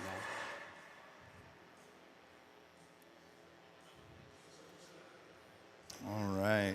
And athletes just making some final adjustments, requesting that the log be moved a little bit in lane 2. And that is something that you can do. If you want the log in a particular certain kind of way, you can ask your judge or spotters and loaders to adjust that right before the go. Yeah. Now, I would like to point out as well that every single log featured in this contest was a rogue log. And the only reason why I would like to feature that for these shows here is because it shows consistency and continuity amongst each division. We want everything to be fair. If we were to have mixed brands amongst different divisions, it just wouldn't quite be the same show for everybody. And both these athletes struggling to just get that last little bit of lockout. That's a tough one. He's got to fight for it in lane 3, head through, and then he gets the down. And for those that might not be able to tell, Taryn in lane number 3 there, that gentleman is so incredibly tall. If I had to guess, he's probably 6'5" at least. And with his arms that are seemingly proportional, it creates an incredibly long drive, if you will. He really has to optimize his leg use in order to lock out those incredibly long arms. Trevor did ultimately Dave ultimately did get his first rep as well, although Taryn is ahead on the splits. It looks like they both used a lot of energy trying to get that first repetition. It'll be interesting to see if they can finish this rep right here. Yeah, it looks like they're just out of gas, both individuals. Great performance, though, and great on Dave there for getting that first rep. It was looking like for a moment he wasn't going to get that rep. You need every point in a contest like this. Yeah, and if you don't get that first repetition in this event, it is especially punishing, because if you do not perform a minimum standard of work, you actually get 0 points for the event. So that can really change up the placings. You can be ahead in a large field. You can be ahead by a good margin, and if you zero an event, you can lose that gap immediately. Yeah, it really can. So here we have Axel McCrum and Jordan Reimers in lanes number 2 and 3, and these two have been going at it all day in a really fun way. I know Axel tends to enjoy the overhead events. He should do well here, and Jordan is a split jerk. He goes for a weightlifting approach, although I would say that he needs to go a bit forward in order for his split jerk to be utilized well. I'm quite worried that he might fall off the back of that mat. Absolutely. And I would agree. Yeah, he says he's fine. Okay, so he's opting not to split jerk here. I just asked him that quickly because I really didn't want to make sure his back foot didn't fall off. So it looks like Jordan's going to go maybe for a power jerk approach. Yeah, he may be going with a little bit different one. Both these guys, pretty good pressers. It's going to be interesting to see what kind of strategy comes in. That was a very aggressive press from Jordan. Yeah, Holy cow. both these gentlemen already on rep 2. Great performance. That was a really good press. Wow. Again, he's in top form. I've never seen him so dialed for a competition. Well, yeah, brilliant display of leg power out of both individuals. Both individuals are coached by dungeon coaches and athletes in Aaron Murray and Lucas Hatton. And it shows, their dip and drive mechanics are brilliant, truth be told. Absolutely. We have some of the best coaches in the nation here in Dungeon. The best. Absolutely. I would agree. I just didn't want to toot my own horn. I will. Axel fighting for that repetition. And Aaron Murray made him get his feet together. That's a really good judging call and a great press out of Axel. Absolutely. Both athletes on the last rep now. Yep. Very well come down to this repetition. Looks like Jordan edged him out on time. Yeah, I would agree. I didn't mean to interrupt you there. Pardon me. Oh, no. I was just going to say, for those astute observers at home, you may have noticed that the judge in lane 3, Aaron Murray, had switched to lane 2 for that heat. And that is because Aaron Murray is the coach of Jordan, right? We can't have bias judging here. Absolutely. We have to preserve the integrity of the judging there, and that is just a formality and keeping everything honest. Yeah. So our final 2 athletes of our men's open amateur division, we will have Sam Sheether in lane number 2 and Tomas Zayas in lane number 3. Now, both of these gentlemen are pretty talented in pressing. I know Tomas is a little bit more inexperienced in the sport, but his ability to create dip and drive through his legs is really impressive. And I'm curious if he can maintain that ability while competing against someone like Sam, who's just, truth be told, just ignorantly strong, right? Like he's just ignorantly I like that strong. term. So it's going to be fun to see these modalities approach here. All right, here we go. Very And smooth Sam in a Viper's Viper. the first rep. Tomas gets his first. Looks like both of them actually Viper. There's a little slow transition for Tomas. Yeah, his feet split a little bit there during the Viper, slight imbalance. Sam opting for a Viper again. He needs to be careful, though, because he's free-fall dropping, and those plates can fall off. Absolutely. Tomas with the clean, switching to probably a push press. Wow, that was a lot of power in that press. Sam sticking with the split, the Viper there, although he got really lucky with that judging call because his feet were split. I agree on that one. That was I do agree with you.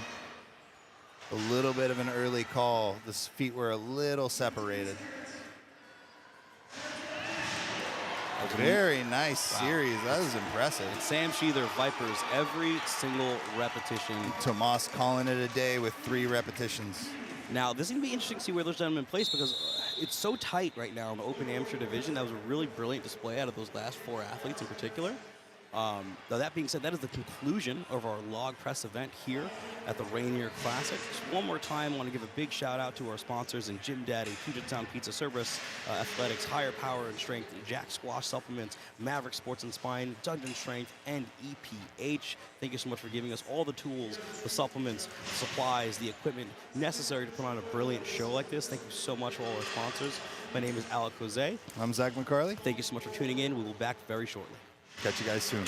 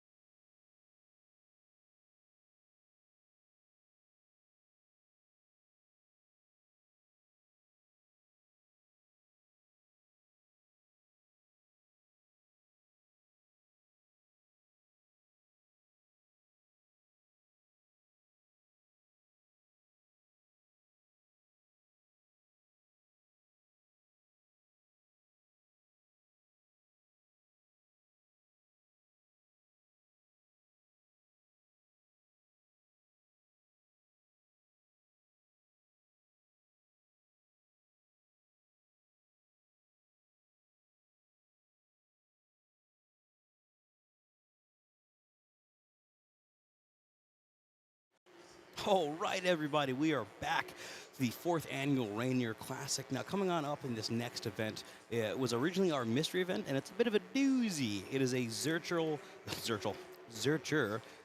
yoke carry. So, meaning the yoke will be carried in the crux of the arm here on the crossbar, will be quite lowered for that sort of event.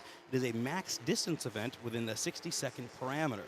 In the Pro-Am divisions, the rules will change slightly, but we'll get to that later when it happens. So today, starting off in our first lane, we will have just 2 athletes. We'll have Melissa Wang Yuan in the lightweight novice division, a Salia Bonk in the heavyweight novice division. Those will lead us in this division thus far. So before we get out there, let's talk about the weights for the sort of mystery event for the novice division. So, Melissa Wang Yuan in lane number 1, she'll be using a 235-pound yoke for that Zercher carry for max distance. The rules of this event, and let me get to the weights for the heavyweight as well, of course. So Salia will be using a 285-pound yoke. Now, what makes this event particularly interesting, and I'm sure Zach would agree with me, is there's a 1-drop rule within the strides or the long portion of this carry, meaning if they were to drop it as they're running, they could only do that 1 time. If they drop it for a second time, the athletes are finished.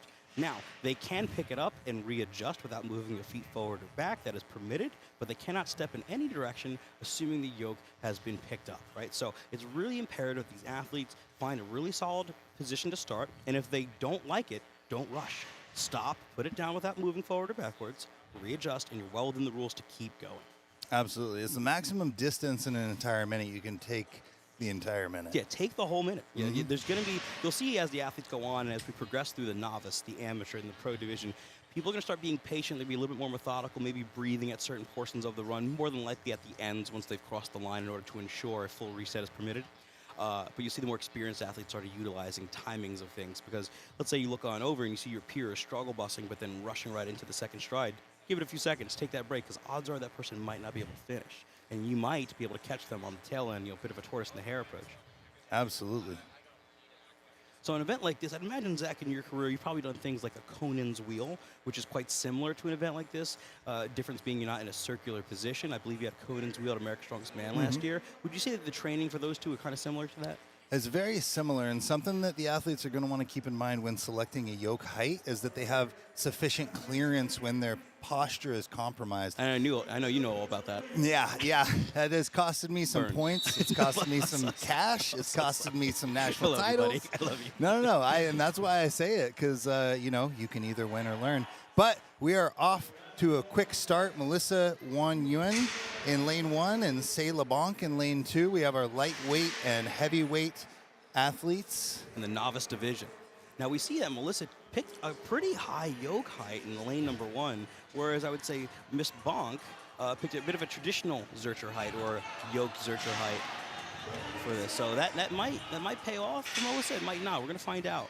Yeah, and on these turns, it's, you have a full minute to work. I think Sayla is being very wise here, taking a breath, making sure she's good to get it the whole way.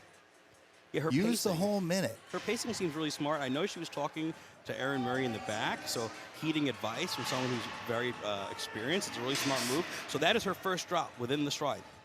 She cannot drop it again. And that's it. That's the second drop. Okay. So we see it 2 lengths, or almost 2 lengths, where Melissa got 2 lengths. Sala, how do you pronounce her name properly? Sayla, pardon me. Sayla almost got 2 lengths. Great performance out of both athletes in lane 1 and 2 in our novice divisions. Fantastic. Next up, we're going to bring out all 4 lanes. In lane 1, we're going to see a Casey Kamaku. In lane 2, we're going to see a Shauna Russell. In lane 3, we're going to see a Carly. And in lane 4, we're going to see Nichelle. Now, what's exciting about this final event being 4 lanes wide is we're going to have each whole division competing against each other. So all those women we just mentioned are all Masters competitors. So this is it. This is a full Masters heat. They are now vying for that top 3 positions. This is going to be a fun fight to watch. That is going to be very fun. And as you said, this is every one of the athletes in this division. So whoever wins this heat will win this event. Correct. And what's interesting is, it's something to point out for those watching at home, maybe watching our judges out there judging distance. They are judging the back of the yoke for that initial drop. Not the middle, not the front, the back of the yoke. So it is imperative that they get that thing as far as they possibly can, because you're not getting an extra inch just based on where your body is. Absolutely. So let's go over the weights for our Masters women in this particular class for our mystery event that we're referring to as the War. It will be a 285-pound or 130-kilo Zercher yoke carry for distance with a 60-second time cap. And you're right, it is incredibly important that they get those heights appropriate because it will determine not only your ability to breathe, but your success rate. Because if you're accidentally hitting the floor as you're going, you're hitting the bottom of the floor, that really will disrupt your stride. That can disrupt your confidence, more importantly. And there's a lot of factors in there that could make things, not as advantageous for these folks who are competing in this event. Yeah, and just because a bar slides down your arms a little bit doesn't mean you can't move your body into a position where you can keep carrying for a long time. If you select a really high bar placement, the issue will be that you will drop it earlier. Right. You have less wiggle room, as it were. So here we go. These athletes are about to head off. This is our full Masters division. This is Very exciting. swift in lane 2. Holy cow. Wow, in lane 2, we have for our Masters women, that is Shauna Russell. Already on her second stride. Holy Pena moly. just finishing. And what do you think of this? Do you think this is going to be a case where she's just able to keep this pace the entirety of the full minute? Well, I'll tell you what. She picked an optimal yoke height. Her breathing looks very consistent as she's moving. It seems she's well practiced, and she's going into this, an athlete only moves like that when they're confident. So I think she's going to maintain this position. We already have a finish of the second length, lane number 3, out of Colleen. Fantastic performance out of Colleen. Michelle Pena is just coming back now for her second stride. Tell you what, lane 2 is looking like they are obliterating this event. Holy cow, that is really unbelievable. Impressive. And you can see as she's breathing, she's forcing her head up to get oxygen. That's a pro move. And she's gritting, and she's going to keep going all the way to the buzzer. I'm very impressed. Wow, what a I'm beautiful... very impressed with how consistent she was able to stay in that movement. It did look like she was slowing down on her third length, but she was able to accrue 5.5 lengths. Yeah, I mean, that truly unbelievable performance there from our Masters woman in Shauna Russell in lane number 2. A great display of ability out of, frankly, this entire heat, which is the whole class, out of all these athletes. But Shauna really shined in that competition here. I'm really excited to see where these points stack up for our Masters women. But that was a brilliant display of ability. So in our next heat that will be coming up next, we're going to adjust the weights here for our women's open division in the 140-pound weight class, the 64-kilo-pound weight class. And the weight is going to stay the same at 285, so 130 kilos. Technically 129.8, but whatever. Who's counting?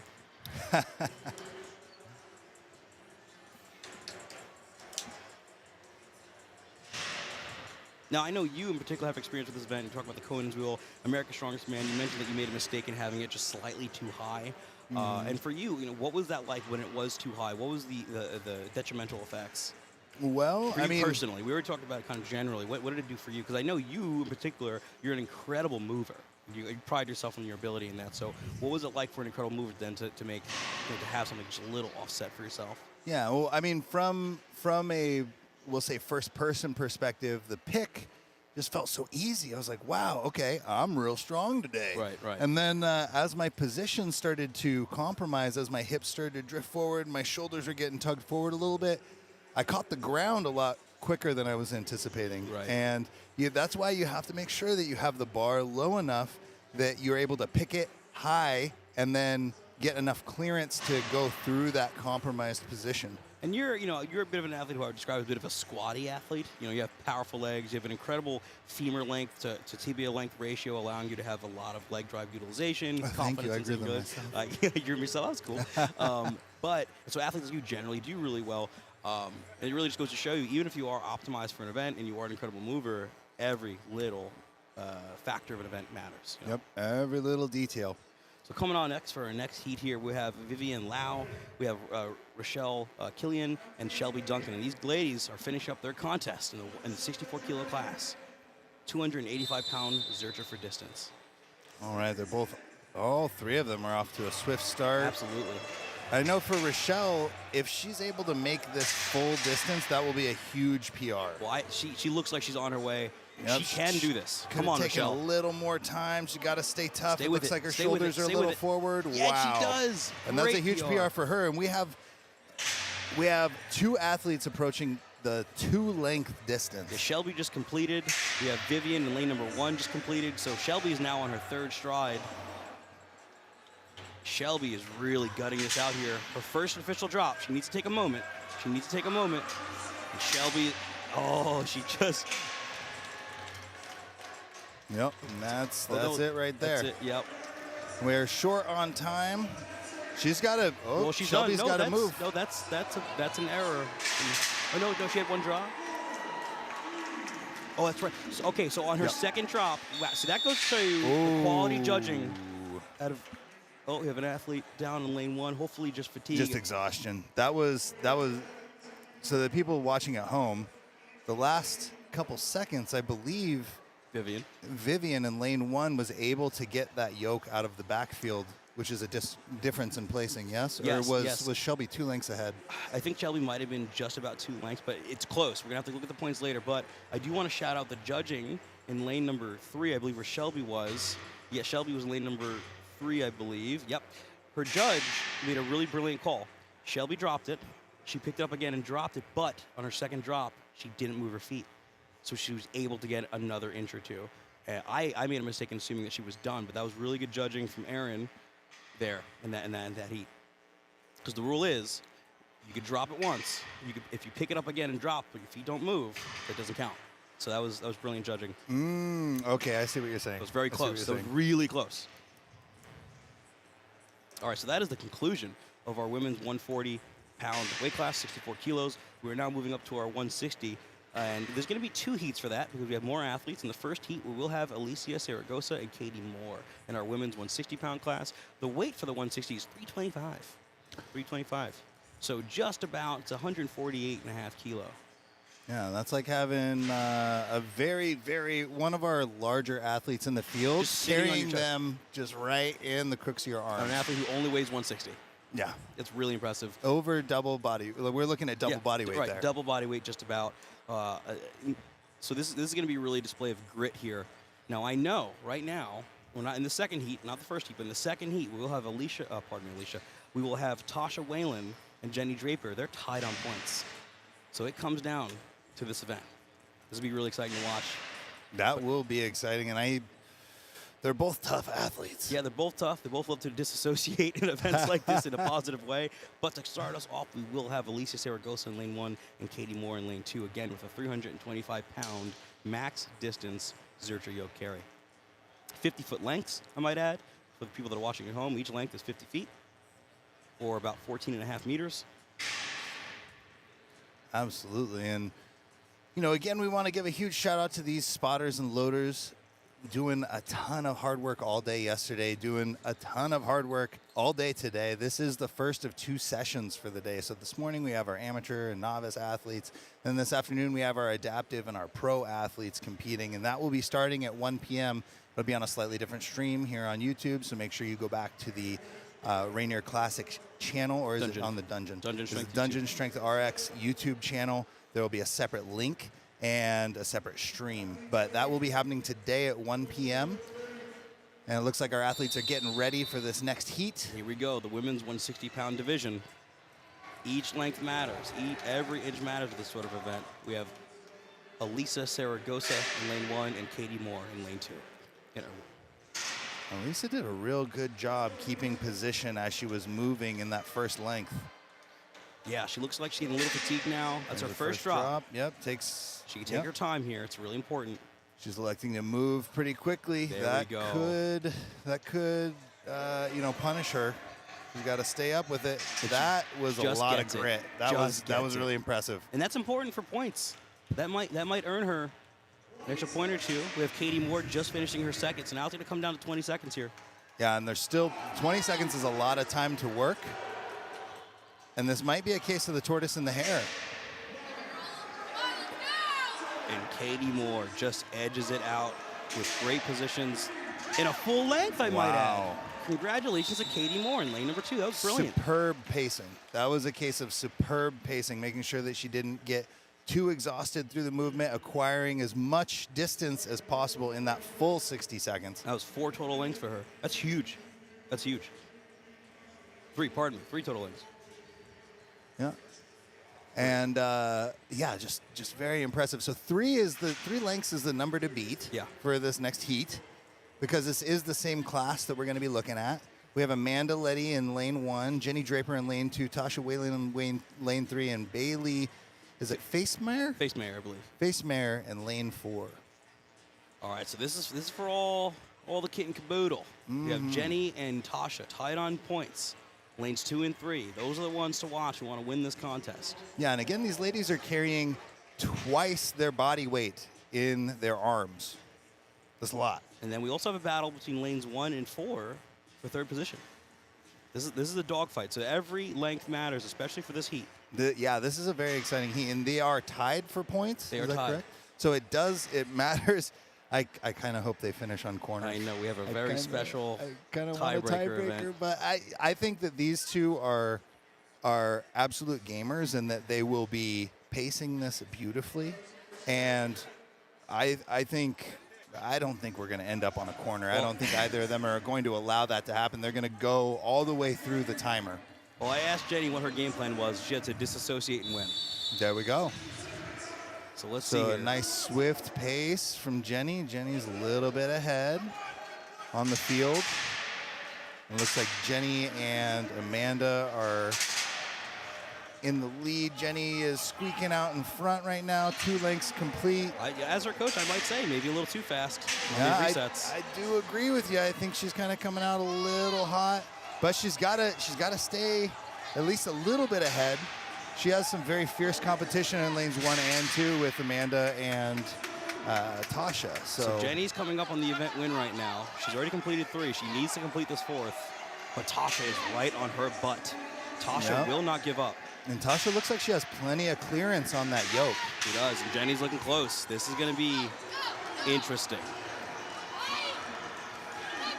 Could finish on a corner. This is going to be very important.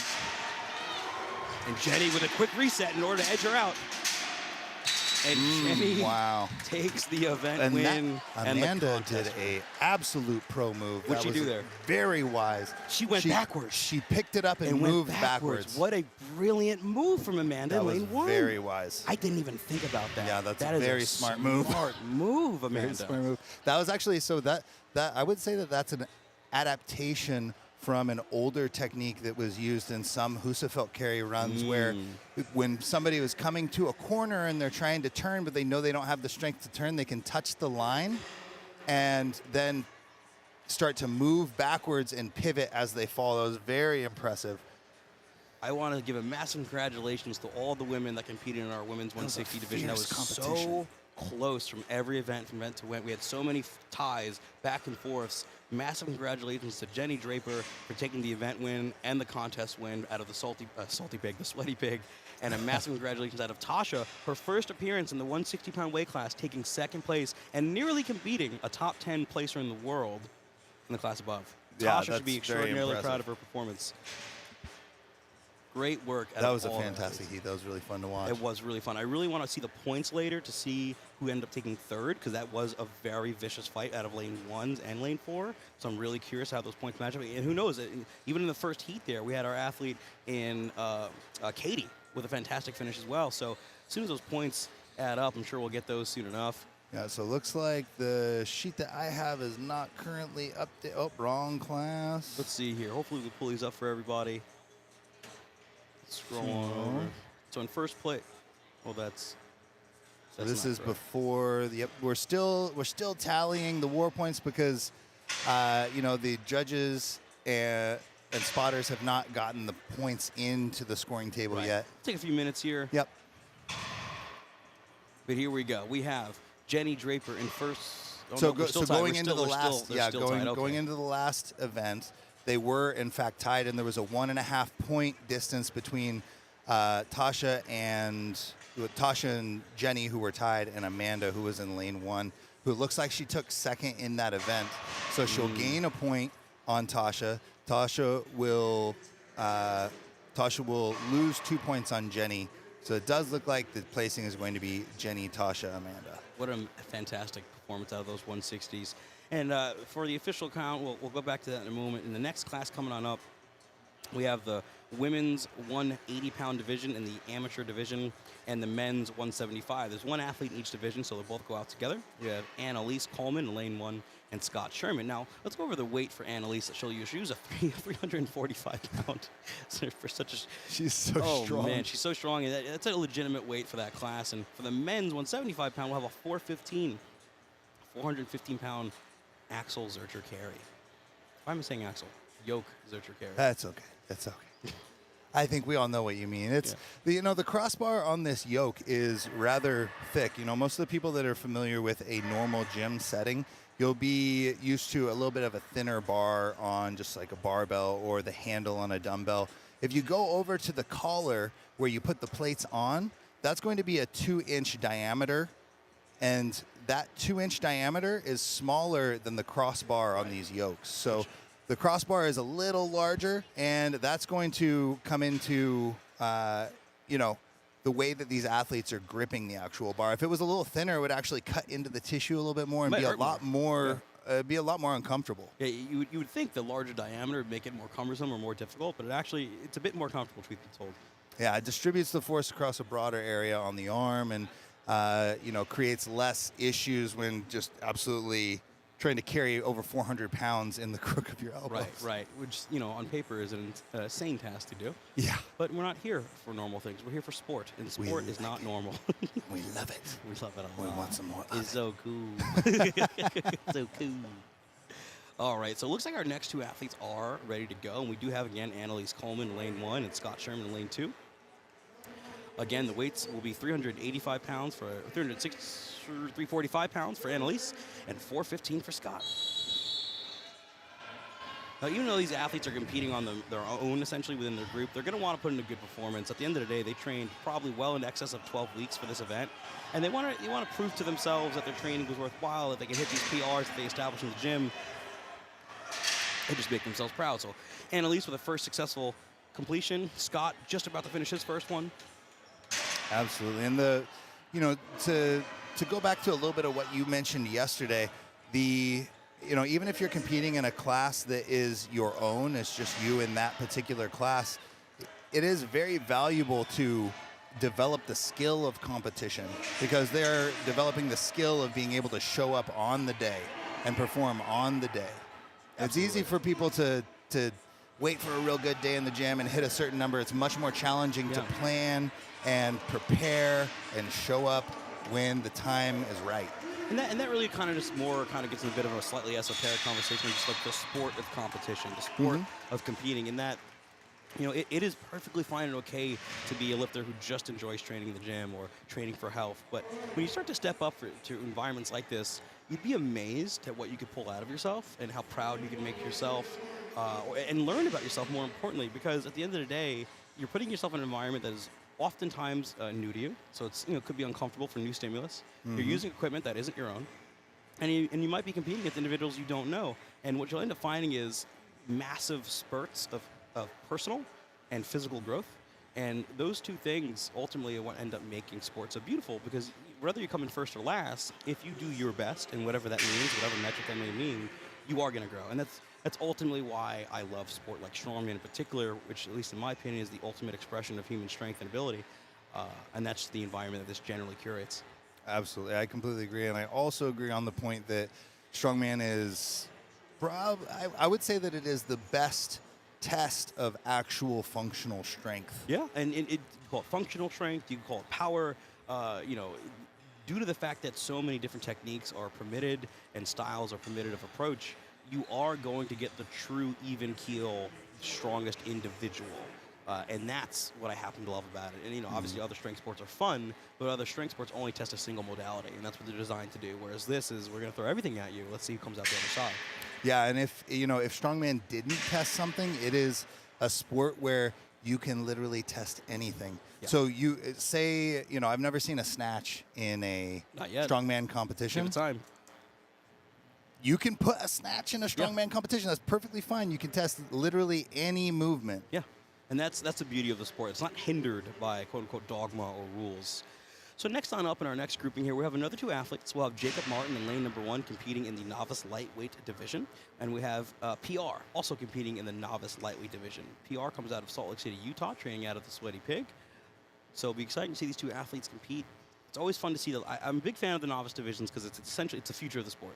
You know, you see some young folks, some older folks, and everyone in between. And it's just individuals starting that process we just described. There's that betterment and learning how to compete and enjoying this community. So I'm a real fan of the novice divisions. So it looks like we're getting some weight adjustments here. Let me talk about the weights real quickly in these novice divisions. In Jacob Martin and PR competing in the novice lightweight men. So the weights that they will be using for this mystery event will be 365 pounds. So the same weight that our open amateur women will use. Just goes to show you just how strong the amateur division is. The term amateur is a bit misleading, but here we go. Yeah. All right, they're both off to a pretty steady start. PR is just a little bit behind, but we're going to, oh, it looks like he does a drop. Oh, nice. He's good. crossed. Now, it seems as though I was a little worried one, with that pick immediately. Yeah. Again, it looked like he was forward on the pick. And it seems out of lane one, that gentleman, Jacob Martin, has opted for a very high Zercher pick. It seems to be working for him at least well enough right now while his energy systems last. PR with a bit more of a traditional high pick. They have 30 seconds left. Now, Jacob Martin is really giving it his all. That is a drop. I would say that's a drop. tough one. That's That's a tough one. You know, the lane judge at the end of the day does have the say. He does. But that's a tough one to call. Yeah. You know, the athletes need to be dropping the implement after the front plane of the yoke has broken the line. And that's a tough one. Great performance out of both athletes there. You know, lane one completing what appears to be nearly 4 lengths, if not 4. Lane two, just about 4 total lengths. Great performance.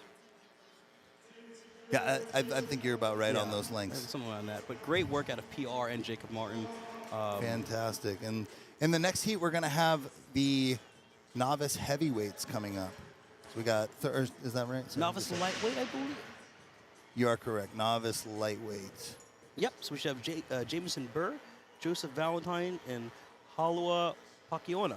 And please forgive me. I think you finally got it. I think I saw his name in there, and I'm like, I'm not reading these names. I'm not going to do it. You know, if I had to guess, that is a Pacific Islander name, and the Pacific Islanders generally show out to the Rainier in strong force. I love the Hawaiians and the Polynesians in general, all coming out and compete in the show, and they're so strong.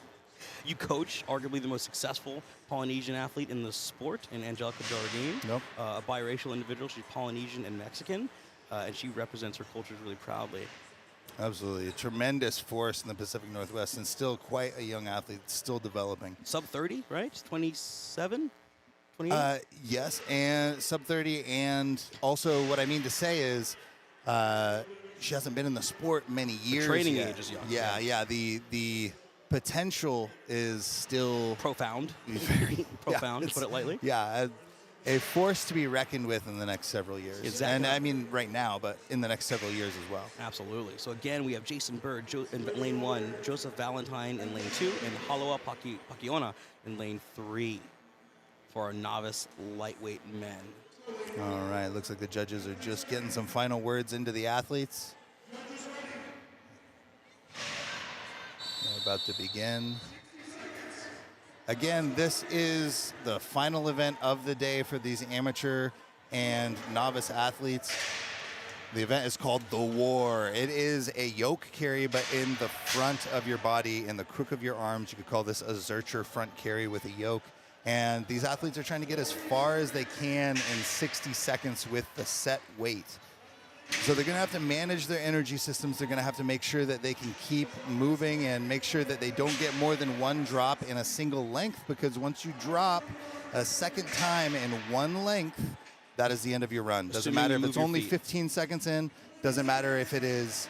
Doesn't matter if it's in the last 5 seconds. You can only drop once per length. Assuming your feet move as well. Given that you're moving. Right. Here we go. It's almost done. Pakiona about to finish his last length, and he does. Great work out of lane 3 just to get on the nick of time. We see an athlete here in lane number 2 as well, opting to go barefoot. Why do you think he might want to do that on a surface like this? He has gone barefoot all day, but in particular, or all day yesterday and all day today, 6 for 6. But for this particular event, This is an event that is being done on finished concrete, which can get kind of slick from time to time if you're wearing rubber shoes or shoes that have a really hard surface on the bottom. So likely the advantage, and I would say it is an advantage, to be moving with either a softer soled shoe or barefoot. The advantage is it's going to give you a little bit better friction on traction the on ground. the floor. Mm-hmm. Yeah, I remember having athletes like Dylan Thompson, who won nationals 2 years ago, and Lucas Hatton at that same nationals came second. There was a moving medley there, similar to the OSG death medley, bag loading and drag. And the floor was so slick at that particular convention floor that we opted just to wet the soles of our barefoot just a little bit and allowed a lot better traction. Absolutely, and it's one of the things that I really don't like about competing on finished concrete is that factor. When you get little particulates from, we'll say, the rubber mats that were down earlier, Chalk. they can act as ball bearings. That was the next thing I was going to mention is, chalk is kind of like everywhere here at the competition. And when you get chalk on these finished concrete surfaces, it might as well be baby powder. It is very slick, and it will reduce the friction between your shoe and the ground to the point where even if you have a little bit of lateral force, your foot can absolutely just slide out from under you. Absolutely. And a quick shout out to our spotters and loaders, and also I just wanted to make a point to give a big shout out to the fans that are here right now. We have a really good crowd here at the Tacoma Convention Center watching the amateur division. For those that are watching locally, come on down and watch the show, because it doesn't end here with the amateurs. We have a whole pro division of literal world's strongest men and women competitors here competing. So get your butt on down to the Tacoma Convention Center and watch this show. The entry is incredibly cheap. It is a fun competition. And here we go. In this heat here, we have William Velasquez in lane 3 and Adam Ludlow in lane 4. Adam with a really proficient fourth lengths. William Very giving it his all. smooth, very controlled. I'm really enjoying the maturity, the athletic maturity out of William in that. He's 15 years old, and here he is competing at an aggressively strong strongman contest. He's learned a lot so far this weekend. I had an opportunity to talk to him in the back, and he's competing in the novice heavyweight men. He's doing a great job. And the Pretty weights. good posture as well. His cadence is a little off, and it looks like he might have had a little slip or maybe a little bit of a pass out. Might be a little lightheaded. Right now, he is moving 415 pounds. It is a big load. Yeah, and lane 4, we're still working over here with Adam Ludlow. Yeah, Adam's doing a great job with his cadence, his patience within the event. And William's back on the floor moving. Good for William.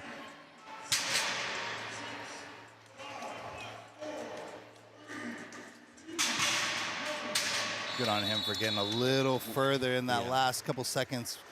Great performance. William did a great job there. Yeah, William and Adam both showed out, and that was really fun to watch. And good for William. It takes courage and bravery for a young man to maybe slip and fall. Not only maybe he's a little lightheaded, it can be a little embarrassing, and at that age, the environment can affect you in that way. But he made it halfway back and then some, and still picked it up and gave himself a few more inches at the end there. And that kid, he's learning how to compete, something we talked about yesterday, earlier in the day, that the skill of competing is so profound on the effects of your ability to do well in anything in life, whether it be in strongman or work or sport. So good on William for really showing out, and I hope he's really proud of his performance this weekend. Absolutely. Very well deserves to be proud of this performance. So now coming on out, we have our Masters men athletes. In lane 1, we will have Eric Shuddy. In lane 2, we will have Brian Morcade of Dungeon Strength. And we will have Richard Kamaku in lane number 3. Now, these are our Masters men, so they're all within the same division. They will be using a 465-pound Zercher yoke. That's legit weight. That is legit weight. That's a good way to put it.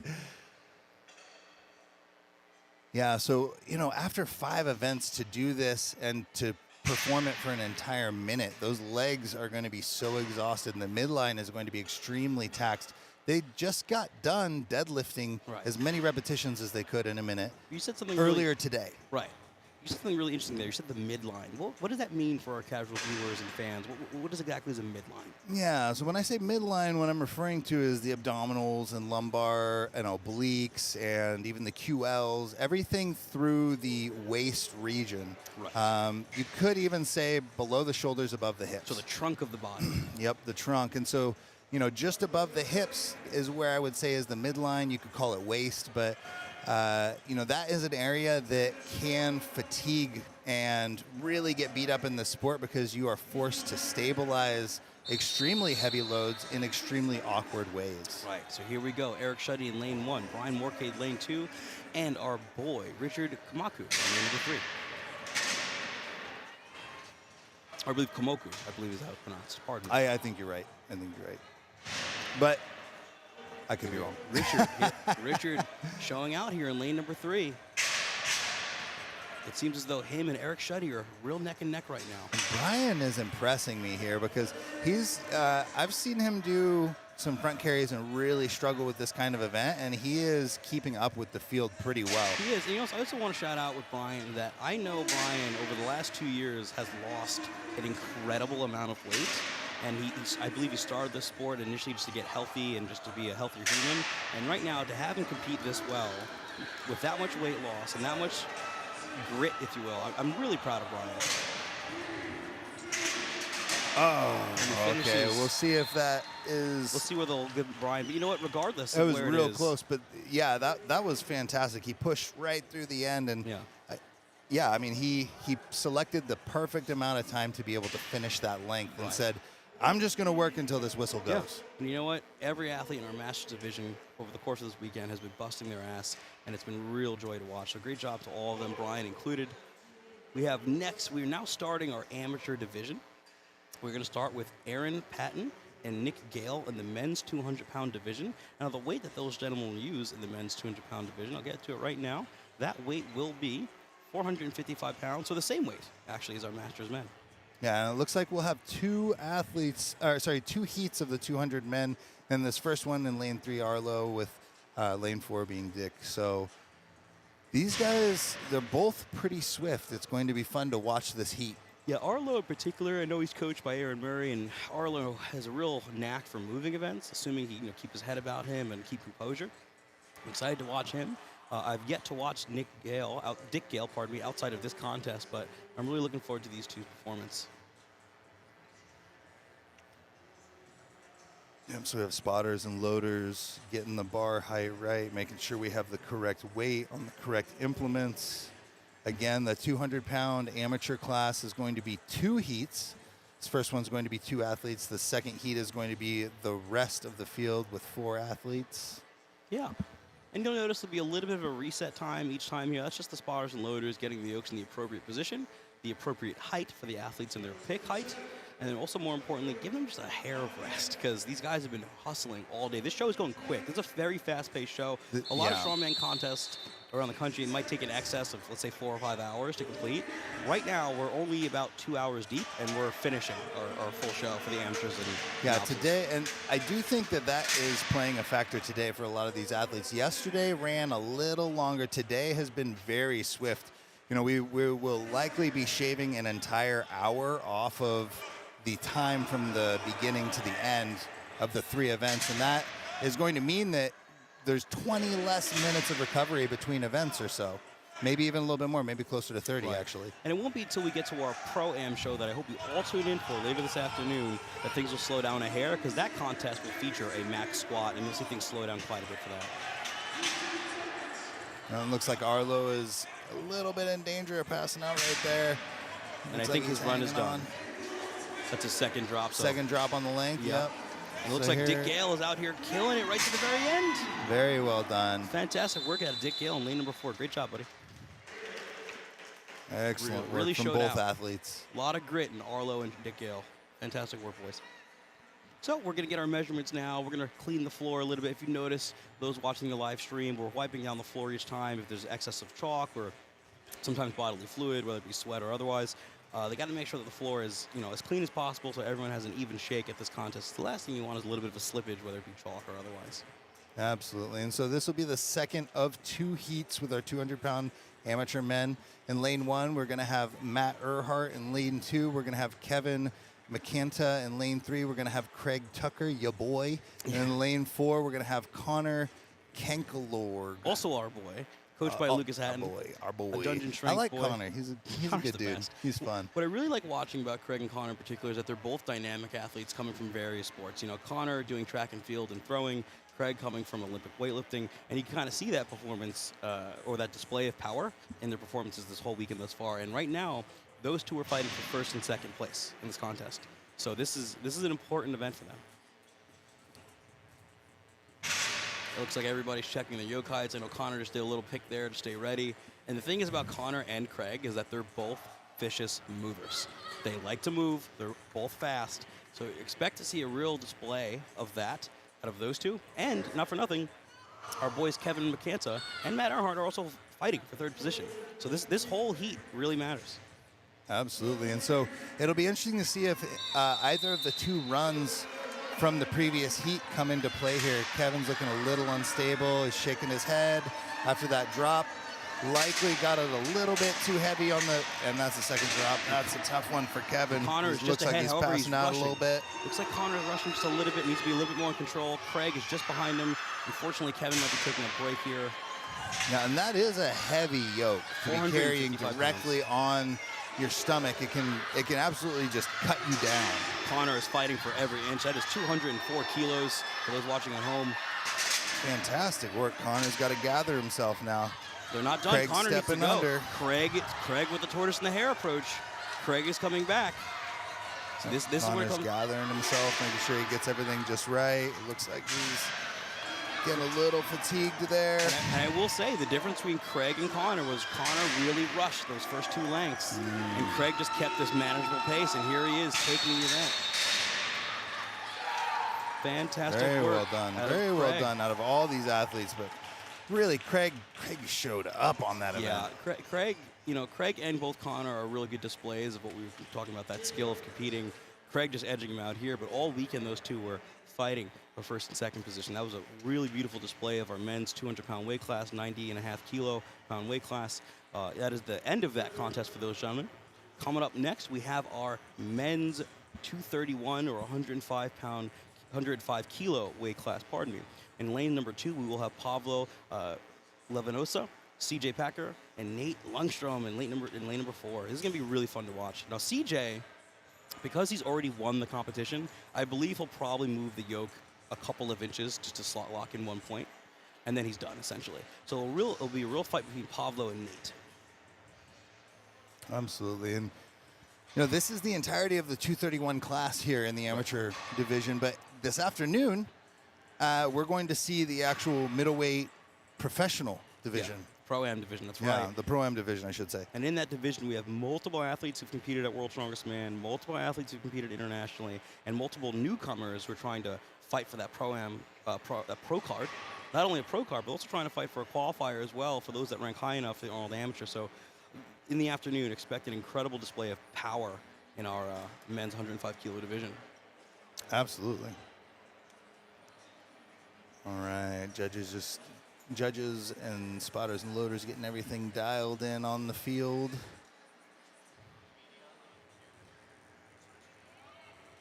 So we would like to take a moment to thank some of our sponsors. Puget Sound Pizza. If you're in the Tacoma area and you need some pizza, that's the place to go. It's delicious, very yummy. We also would like to thank Cerberus for not just your awesome sandbags yesterday or your crash pads today, but you guys make a bunch of awesome equipment. You have some soft belts, normal belts, knee sleeves, elbow sleeves, wrist wraps. We also want to thank Gym Daddy. I believe they made these shirts. Yes, they did. Okay. And then Higher Power and Strength. And we also have a supplement sponsor in Jack Squatch. And, of course, Dungeon Strength RX. That's right, Dungeon Strength Can't RX. forget that one. And Dr. John of Maverick Sports keeping us all safe. Absolutely. And EPH hay bales for giving us this massive truck and hay to hang things off. Oh, yeah. Here we go. We have our men's 231-pound weight class, 105 kilos. Pablo off to a very swift start. CJ doing exactly what you said he'd do, bringing it out for a point, and then saying, yep, that's enough for my bicep. Yep. So we got Nate and Pablo battling this out in lane 2 and 4. Great. Looks like Nate is gaining on Pablo. Yes, he is. Nate is showing out right now. Slow and steady. Pablo trying his best to keep up here, but Nate is already now on his third transition. Now, this is going to be a real fight between lanes 2 and 4. This is a fantastic display of men wanting it. Pablo with his first drop in that length. Nate with his first drop in that length. Nate taking his time, getting that composure. Very wise. Very wise. Pablo catching up. Both athletes getting to that full length, they've got to go here because depending on, well, he's not out of the backfield yet, so that drop didn't technically count. Wow. Did you see Pablo literally look over? Pablo was just trying to game it. Both these boys knew he looked directly. that they were so close. He quite literally was moving and looking. Pablo just wanted to make sure. Oh, man, that was a close one. It was very close. Excellent work from both athletes. Yeah. And, of course, CJ, who looks like he's won the division and decided to, chip in that point, as it were, and then keep that bicep safe. Yeah. Yeah, CJ mentioned that he wanted to do as little as possible, and he accomplished that. It's a very hard thing to do in a competition this not only this heavy, but this stacked of talent. Like to win basically every event. You're a special athlete. I fully expect to see CJ in the Pro-Am division next year, or fighting for a pro card even at nationals now that he's qualified. Actually qualified for the Arnold Amateur, right? So, I fully expect CJ to be a pro one day, and maybe someone that you can compete against. That'd be fun. We'll see if I'm still around. See if you're still around. We'll see. The wily veteran that is Zach McCarley. I'm getting old, bro. Are you? Not in spirit. Maybe just your body. Yeah. You're just your body. I can stay number one in our hearts. Yeah, you're number one in my heart. It is worth noting that Zach McCarley, Angelica Jardine, Lucas Hatton, and Aaron Murray all took home podium positions from America's Strongest Man last year. Angelica taking first, Lucas taking first, Aaron taking first, and Zach taking second. These are wonderful team out here in Dungeon is full of performers. Shut up, it was great. It was a very good performance. You only competed against the best in the world. It's fine. Absolutely. I mean, the winner, we mentioned it yesterday, but the current world champion that went on to win the world championships last year, didn't quite make the podium at ASM last, and so that just tells you how competitive it is here in the United States. We have many of the best athletes in most of the divisions, I would say. Would you agree with that statement? Yeah, no, it is a fair statement to say, and an inordinate amount of them, of the best Americans, come from the Pacific Northwest. Disproportionate. Yeah. So here we go in our men's 265 division. We have Jaron Collins in lane number 1, Ryan Nutter in lane number 2, James Moore in lane number 3, and Luke Young in lane number 3 and 4, pardon me. So here we go. These boys are fighting now. Like I mentioned, it's really... Somebody's got to grab Luke real quick. Somebody's got to grab him. Yep. So the spotters, just in general, we can have what would you call that, a vagal vagus response? Yeah, that Valsalva maneuver tends to cause a bit of a lightheadedness in the athletes, especially when front-loading an event. Now, Luke is totally fine. He just lost a little bit of air, if you will, They got to get right back on him. And he's good. He's smiling at the guys, even though they're checking on him quite proficiently. In lane number 3 there, we still have James in the lead.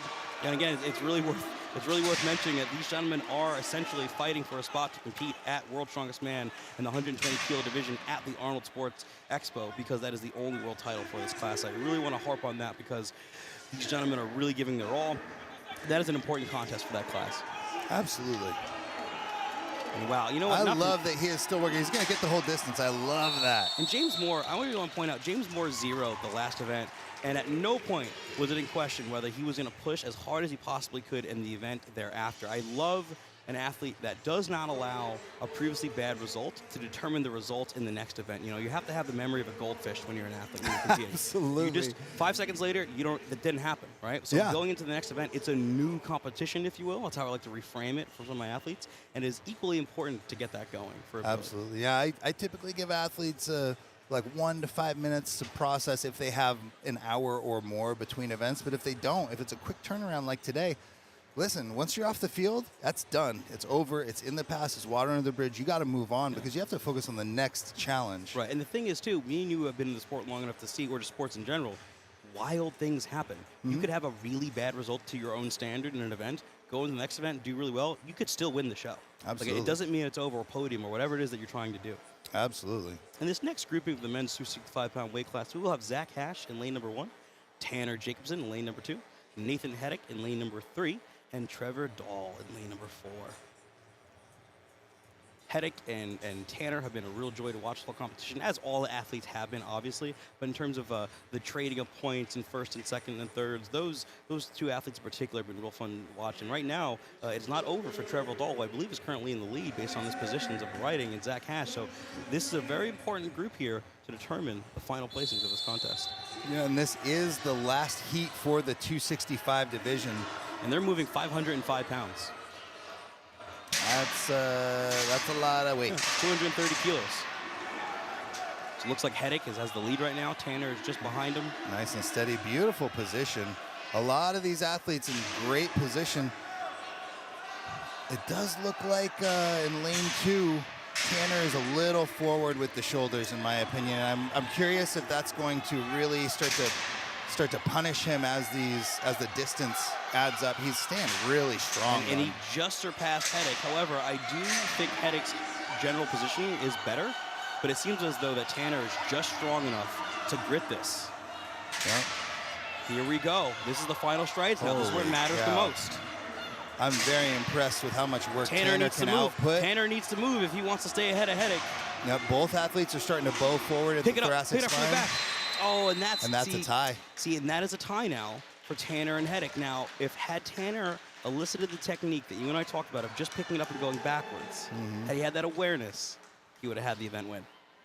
Yeah, absolutely. And I do think Nathan did make it over the line a little earlier. You could say the same thing for him. Yeah, exactly.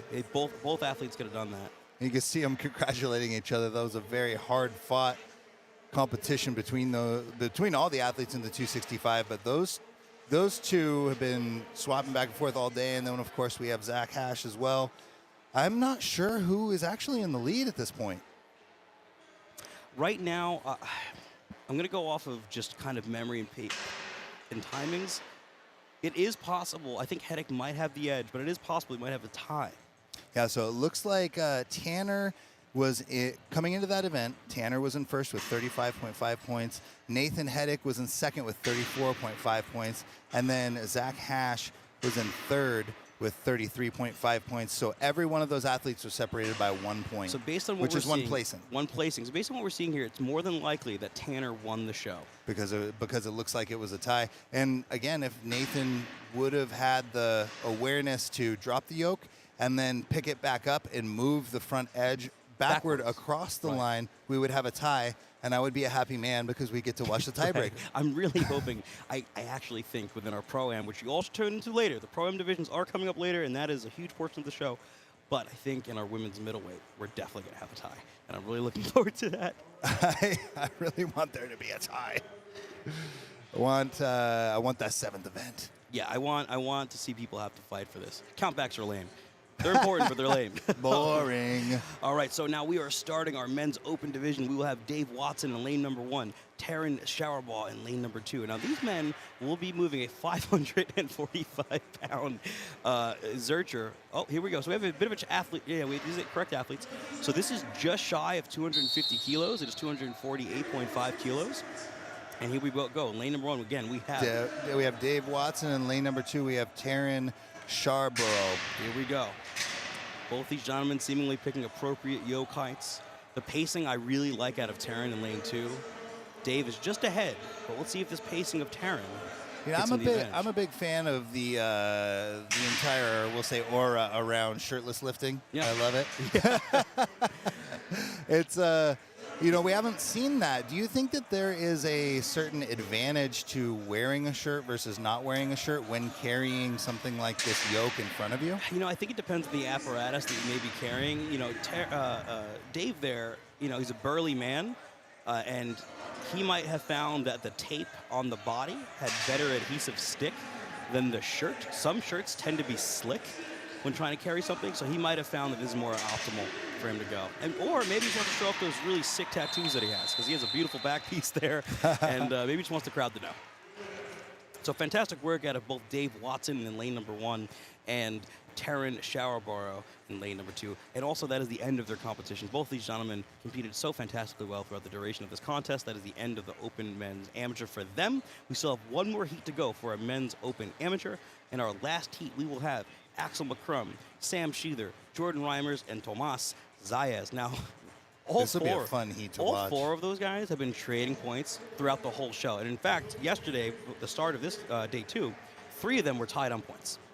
Yeah, so let's look at where they're at coming into this competition. Looks like currently Jordan Reimer is in first with 28 points. And then in second place, we have Samuel Sheether with 27.5. So he's only a half point back.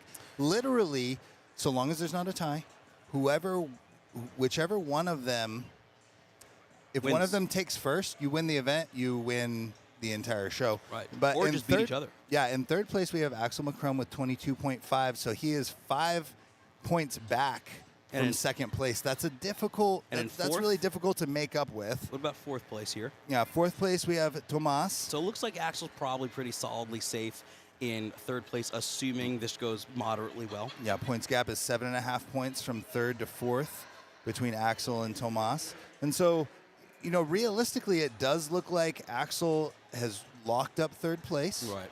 But first and second. Yeah, but first and second are in a direct battle. Whoever wins between Jordan and Samuel will take, they'll place above the other at the very least. And odds are whoever wins between those two, no matter where they place, is going to win the entire competition. So for those watching, lane 2 is Sam Sheether, and lane 3 is Jordan Reimers. Those gentlemen vibing for that first spot.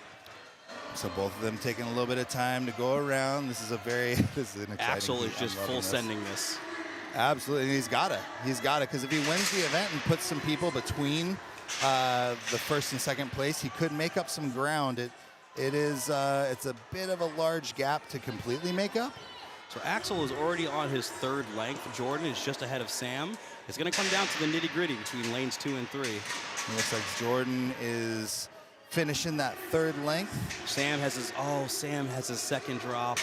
And that's a tough one in that. An unfortunate position. It looks like Jordan is going to opt to stop now that he knows he's officially beaten Sam. Yep. Wow. So Jordan Reimers' first ever competition win, and he did it at the Rainier Classic. And this is his second or third time here. And I love what I saw from Axel out there, working till the whistle. Yeah, working all the way through. And Axel just won the event, I believe, really solidifying his position, and also probably more importantly for himself. Like, he wanted that for him. I know Axel came into the show wanting to do his absolute best, and maybe even get one of those top 2 placings, but taking third in a show like this is massive for a young man who's his third show ever. Absolutely, and impressive showing by the entire field, but damn, Jordan showed up. Yeah, Jordan. Like, I've never seen him in such good form. He competed brilliantly. He was patient and calm in the back. He would go through a process of putting on headphones and allowing himself to enjoy the environment in the best way that he finds best. And it really was a brilliant display of an athlete, not only knowing themselves, but knowing the game, knowing how to compete. And I had never even known who Samuel Sheether was.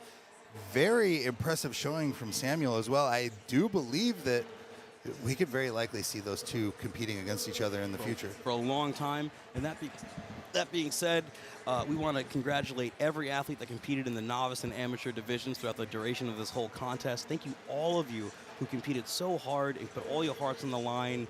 And also those watching, please don't come back soon. We will have one of the greatest displays in strength sports, period, amongst our Pro-Am divisions coming up next. That being said, my name is Alec Porgan. Yeah, I'm Zach McCarley. Make sure you tune in. Sorry, go ahead. Make sure you tune in. So it will be, if you're on YouTube, make sure that you go to the Dungeon Strength RX YouTube page, and it will be a separate link. But we'll be showing back up at around 1 p.m., a little bit over an hour from now. So go to the bathroom, get some food, call your mom, tell her, do what you got to do.